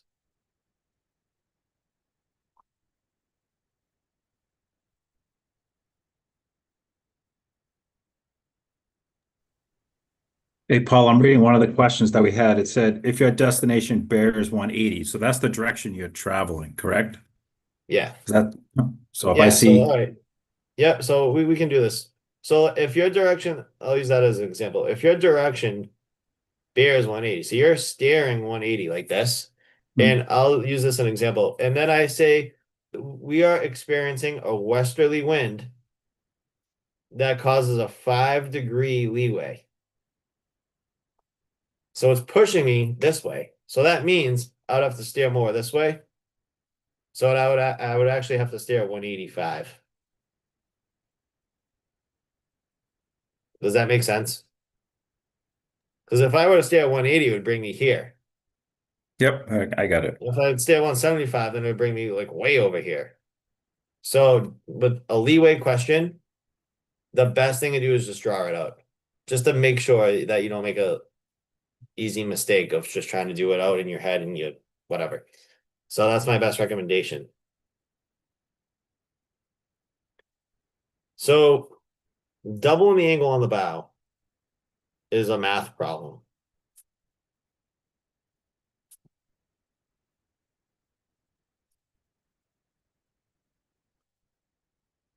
So it could say, like an example is like you travel 15. So let's just say at 0900, you spot a light, right? And then at 0900, you spotted that night at 45 degrees relative. And I'm gonna say that your speed, and I'm gonna have you guys do this out because it's a math problem. I'm gonna say your speed is 15 knots. And then at 0920, it bears 090 degrees relative. I want to know the distance you are away from that object when it went from 45 to 90. How would I do that? Is the answer 5? I'm just gonna, yeah, I'll do it real quick. Oh, I- 20 divided by 60 Yeah, times 15. yes, Yeah, I got 5. good. Exactly. You do 20 divided by 60 to figure out what percent is that is of an hour. Then you multiply it by your speed. And it's 5 nautical miles. Any questions with that? All right, good.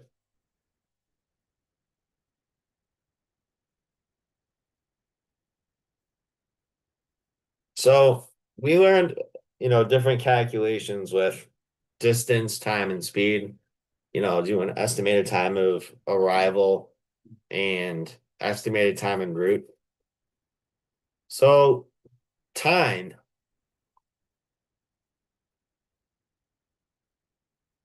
What's the calculation to figure out your time? What do you do? It's distance. Divided by speed. Yeah.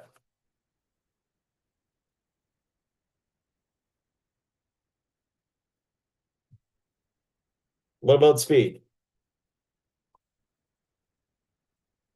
Distance.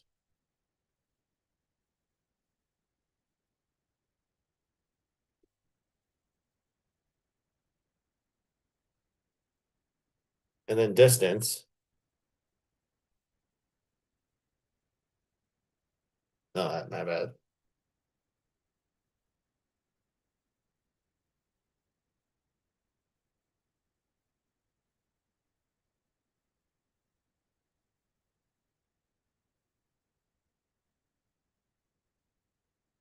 Time times speed. So Can't see the bottom of your notebook. What was distance? time times speed. No, wait a minute. Hold on. I'm sorry.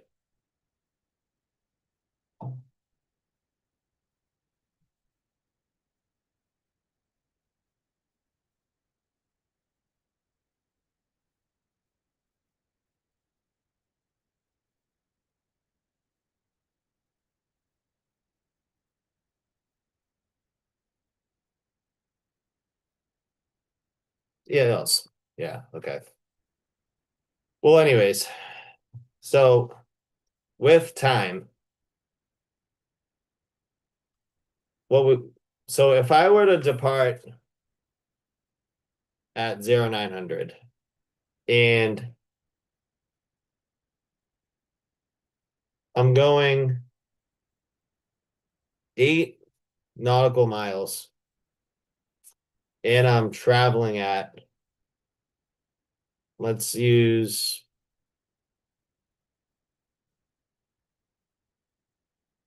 13 knots. What would be my estimated time of arrival? How would I go figuring that out? This is the time I depart.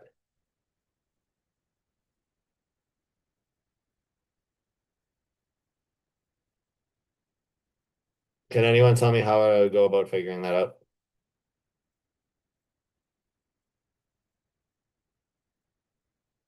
So time equals distance divided by your speed. So I'm going 8 nautical miles. And I'm dividing it by 13. I multiply that by 60 minutes to the hour. So that would actually take me 36 minutes. So my estimated time of arrival would be, it's pretty much 37. So it would be 9:37.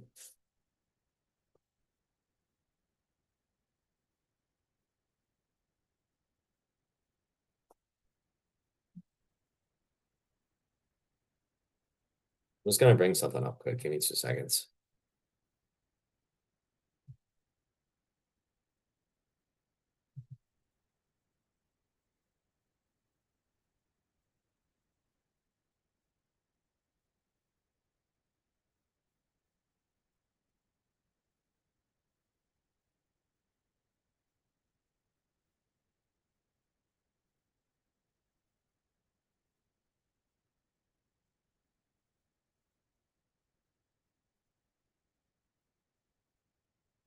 Yeah, so your time is your distance divided by speed. The speed is your distance divided by time, and distance is time times your speed, which I just want to show you guys this. That's what I wrote out. Your distance is speed times time. Time equals distance divided by speed, which this problem I just gave you for an example you do your distance divided by speed, multiply it by 60 minutes of the hour, and you add it to your departure time. And then speed is your distance divided by time.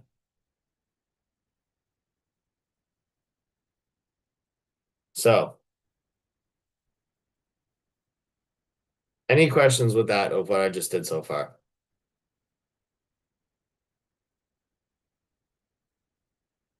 Okay.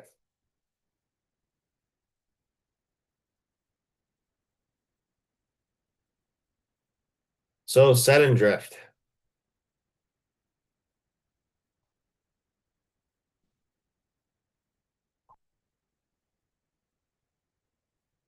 So there's two problems that we learned.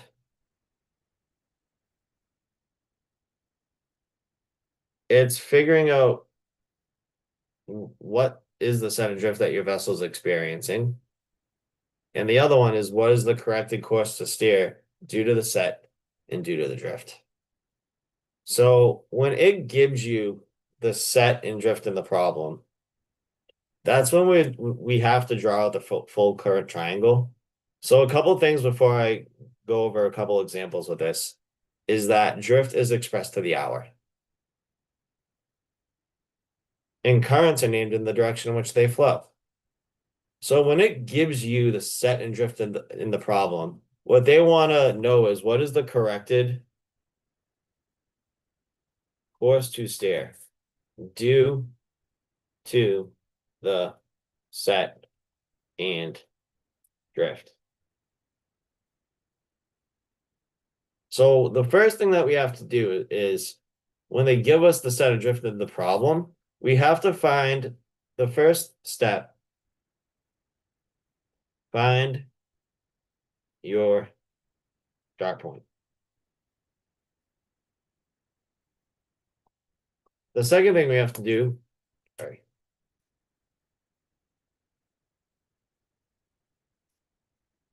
What? Find your endpoint. But what's your destination? Find your end.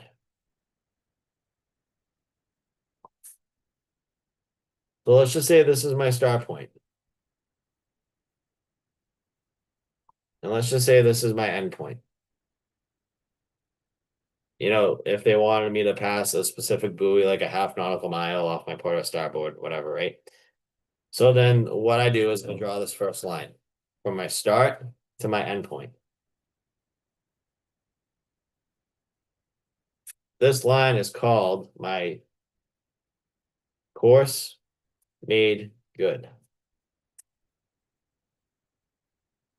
Then it's going to give me, in this example, then the third thing I do is draw a set and drift line.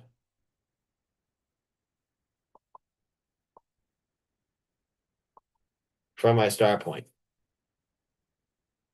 Let's just say it's like 150. Let's just say this is like 150 about.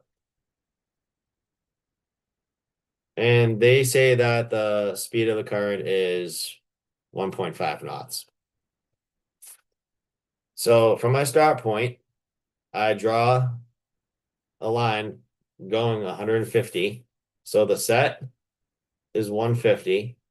Speed and I shouldn't say speed. Drift is 1.5 knots. So then what I do is I draw the set and drift line from my start point. I draw the 150-degree line away from my start point. And then I have to measure 1.5 nautical miles on the side of the chart.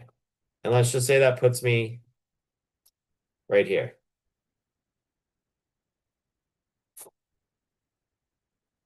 Now now what I have to do, so when it gives you the set and drift of the problem, what we're looking for is the speed made good line. So from the end of the 150-degree line that we drew, the set of the current in which the vessel's flowing in. Sorry, 2 seconds.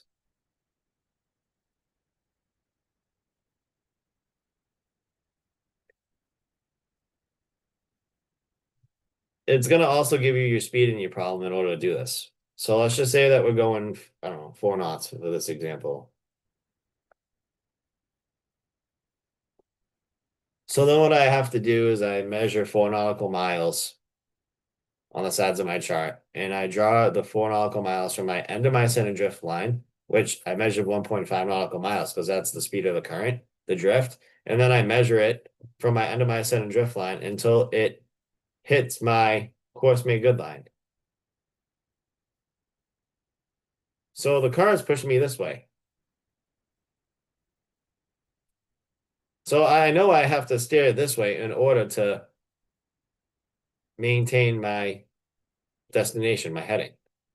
So this line is called your speed made good. And that's the answer that they're looking for. Now, you do this on a chart, this answer you get is going to be in true. But what's the most important thing that you guys have to pay attention to the answers? What's the most important thing? You gotta convert it. Yeah, because If you don't, you could get the wrong answer. It doesn't mean you did the problem wrong. Could have done everything right, but Yeah. you didn't convert it. You didn't, so it is the wrong answer because they're asking you it in compass.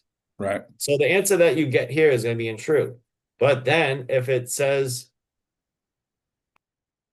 the answer says C or PSC next to it, then you have to convert this answer through TVMDC. And that's the answer that they're looking for.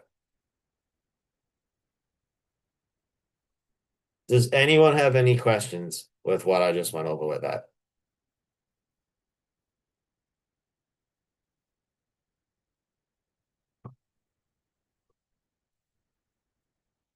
So the second center drift problem that we learned is now we have to figure out what is the set and what is the drift that we are experiencing. Now, before I even do this example, just because we have to apply a different skill to this problem that we're going to do, is one of the first things we actually learned besides finding a latitude and a longitude and like doing bearings and things like that is we learned how to do a DR plot. What does DR stand for? Can anyone tell me? Dead reckoning. Dead reckoning. Yeah, and what does that actually mean though? It's Where you s- actually are? Not where you actually are. It's where you should be based upon your time and speed. But due to the uncontrollable factor of current, it's going to put us in a different place than what we actually should be. So a DR plot, the way, before I get into the second problem, because this second set and drift problem, when we have to figure out what the set and drift is that our vessel's experiencing, we have to be able to know how to do a DR plot of. Because this is the main thing in this problem of how to solve it, is by doing this DR plot. So, for instance, right? Like the answers, they could be like, how do you know it's a set and drift problem? And how do you know that you have to, do this DR plot? Because the answers are gonna literally be like set, this, and then drift, right? So then when I see those as answers, set, drift, set, drift, set, drift, now I have to think like, okay, now I have to do a DR plot of. I have to figure out based upon time and speed, where should I be? So when you do a DR plot, you start with your start point. You write the time that you depart, 0, 900. It's going to give you the course you're steering at in your speed. Now, it could give you the course that you're steering in compass. That means I have to convert it back to true. So now in the equation of TVMDC, I'm working from right to left because everything that we do on this chart's in true. A lot of food. So let's just say they give you it in true though, which would be great, right? Because then you don't have to convert anything. So let's just say they give you, oh, the course I'm steering is 90. And, so let's just say this is an hour. So in 1 hour, let's just say I'm going 10 knots. Let's just say I'm going 5 knots for this example. So that means at 1000, this is my 1000 DR. It's a dot with a semicircle. This is my 1000 dead reckoning. Oh, if I want, oh, where should I be in 30 minutes? Oh, I should have went 2.5 nautical miles because in 1 hour I would travel 5 nautical miles. So that means in a half of that time, I would go 2.5 nautical miles. Dot semicircle. This is my 0930 DR. That's where I should be based upon time and speed. That's how you make out a DR plot. Now, you know, if I was at 930, then I decided to change my course to like 160 or like let's just say 150, and I still keep the same speed, and I want to know what that 1000 DR is. Okay, and then I change my course. Oh, how far did I go? From a half hour, I went 2.5 nautical miles, and let's just say that's like right here. Then that would actually be my 1000 dead reckoning because I changed my course, but I kept the same speed. So that's how you do a DR plot. This is and then you write your course that you're steering. So this I was going course 90, speed 5 knots. That's how you correctly label a DR plot. And then here it's I just changed the course to course 150, speed 5 knots for this line. So now you can see what I did. That's how you draw out a DR plot. And now in this example that I'm going to give you, I'm going to draw a DR plot out, and I'm going to give a real life example. Not that's one that's been in the book, but I'm just going to draw it out and use you guys as like an actual example. So let's just say Colin and Laurie are on a boat heading out of Marblehead, right? So this is where they start from. This is where they depart from. Let's just say this is the entrance of the Marblehead Harbor right at the no wake zone. Okay? This is where they are. And let's just say that Laurie's driving, and let's just say in this example they're going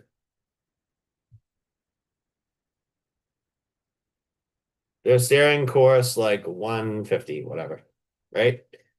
So the course they're steering is 150, and just want to make sure you guys can see this good. So the course is 150. So what I'm going to do right now is write CO 150. So, and their speed, let's just say they're going 10 knots. All right, that's my first step in this problem. I find my start point. And then it tells me the course that I'm steering, and it tells me my speed. Now, based upon time and speed, Lori says, hey, Colin, I'm going to go take a lunch break. I'll be back in 30 minutes. Can you hold the wheel for 30 minutes? Colin's like, yeah. So Lori goes, eats her lunch, and in 30 minutes, let's just say in a half hour, I'm not drawing out the whole line, but let's just say in 30 minutes, I should be here. So we depart, let's just say they depart at, I don't know, 0900. This example, right? And then at 0930, when Lori gets back from her breakfast lunch break, they should be here based upon time and speed. This is a DR plot. When Lori gets back from eating, she should be here, right? But then in the problem, it says when Lori actually gets back, they're actually here.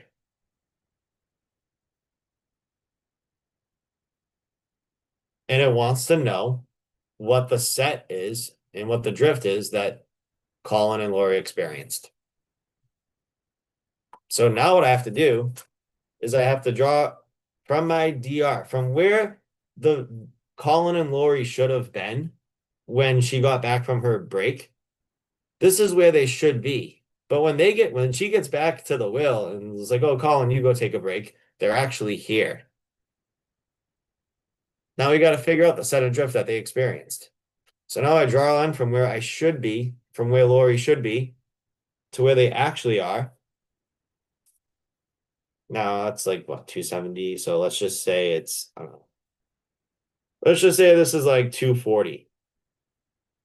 It's the direction in which the current is flowing. And let's just say that I measure this out and it's 1 nautical mile. So we know the set's 240. So there could be two answers. There could be set 240, drift. I'm going to ask you what's the right answer. Drift 1 knot. That could be A. Or like, then, you could have like, and then let's just say D says set 240, drift 2 knots. That's something realistic that you could see. Which one's the right answer? 2 knots. Yeah, 2. because Times it by 2 based on 30 minutes. yes, because drift is expressed to the hour. Does anyone have any questions on what I just went over? I don't have a question about the process, but I have a question about like in the real world, Yeah, is it always current that throws you off course? If you're holding a heading and you haven't veered from that heading, but you find yourself someplace else, could it be the wind? Could it be the current? What, that's it, right? Like those are the two reasons it's why. really wind and current. Like, I mean, for example, we've all been on a boat where like you're trying to pull it into an exact spot and then you realize like you got to back up and go at it at a better angle because you're gonna like miss it or whatever. That's Yeah, all current. That's all complete current. And like, yeah. and then like, so like for instance, right? Like you're driving here, you're aiming for the dog, but then all of a sudden your boat starts sliding this way at the last minute. So then you got to reverse and try to dock again. We've all been there, right? So like that's what that's accounting for. Is like actually like let's just say I'm here and we're pulling into like the landing dock and we get closer and closer, and then our boat starts moving sideways because of the current. I mean, theoretically, in that situation, if one of the two people steering just wasn't holding the course, you Yeah, also would exactly. find yourself off course. Yeah, exactly. Exactly. I mean, really the way to do this, like personally, because I've done it before on my own, just trying to figure what it is. I'll drive out and I'll look at my GPS coordinates and I'll mark a waypoint. Mhm. And then, you know, 30 minutes later, I'll be like here. So then I figure the direction that I'm going in, and then I multiply that distance on like because then my GPS will say, oh, you are a quarter mile away from where you started. So then I multiply that by 2. So that means the drift is 0.5 knots. And then you guys just gotta figure out the direction that you're going in. That's how I would do it. That's how I have done it, just to figure out. There's probably never really a time where you're not drifting to some or having the You're always effect of it. drifting. There's always Yeah. a current. Yeah. It's just, I mean, sometimes though, like there's really no current, like you're barely moving, but Hmm. which is like probably like 0.1 knot an hour, but like, you're moving, you just don't know it. Yeah. So I never looked up what the difference is though with a sailboat because wind every is such vessel is an, different. Every vessel is yeah. different. So like I can give examples on my own boat or like some friends' boats that I go on a lot, but like every vessel is different. Everyone, no matter, especially like too, like, you go from driving a boat like an outboard to like an inboard and you go on and you're used to driving a 25 foot and then you hop on like a 50, like it's a whole different experience. So every vessel is different and different situations are different for different kind of vessels also. Does anyone have any questions on what I went over with set and drift? So it's the two problems. When they give you the set and drift and the problem, this is what I want to show you, right? And this might really help some of you if you're struggling with set and drift. When they give you set and drift in the problem, when they give you it in the problem, this is when you have this full current triangle out. When they give you it in the problem, then you're drawing the full current triangle and you have to draw your speed made good line. But when they don't give you when they don't give you the set and drift in the problem, then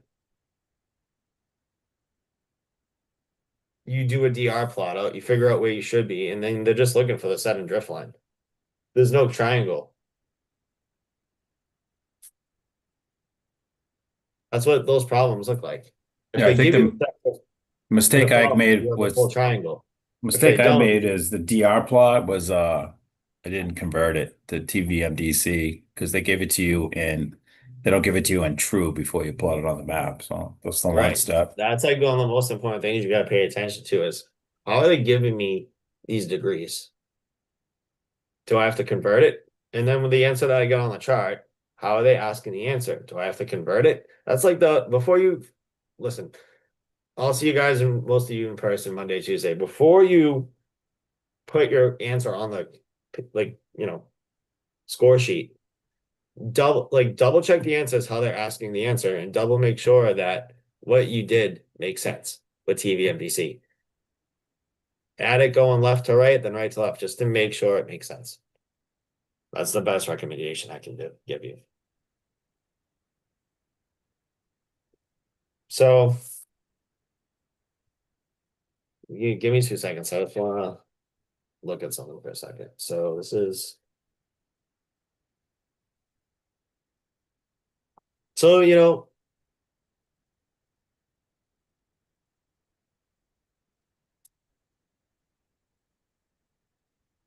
I just want to make sure I'm going over everything I want to go over. Hold on. In case anybody's curious, sailboats are less affected by drift because they have a deep keel with lateral resistance. Powerboats float like a cork. I learned something new. So they're not going to be as off course as long as you're holding your course.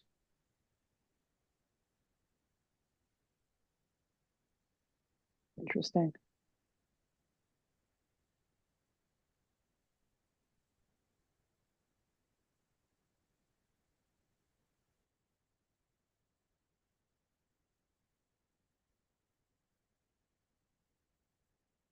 So, of what I've went over so far with tripling, does anyone have any questions before I go over the last couple of things I need to go over? All right. So really what I got left to go over is the the course to intercept the distress vessel, which I'm gonna open my book for that. So I don't have one of those maneuvering boards on me.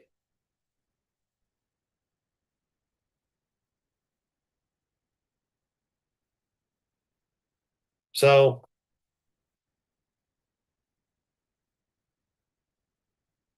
just to do this, I'll just make it up. So let's just say that a vessel is steering 0 degrees. And all right, so the first thing I draw is the heading. Let's just say a distress vessel is steering 0 degrees. And let's just say that they bear 230 from me. 220, I'll use. That's fine. They bear 220.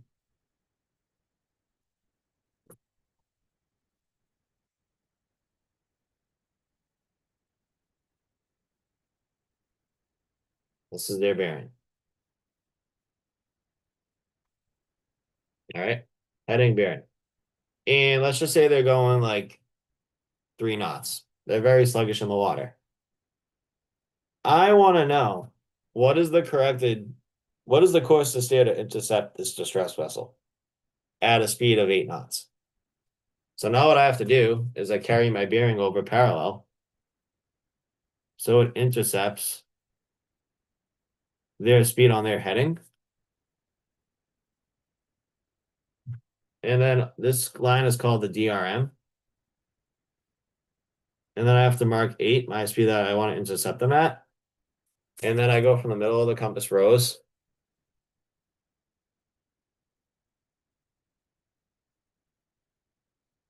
Which is pretty much like 235. That's course to intercept a distress vessel.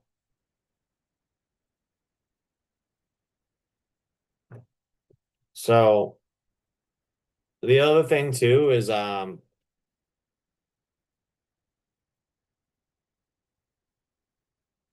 what's closest point of approach mean?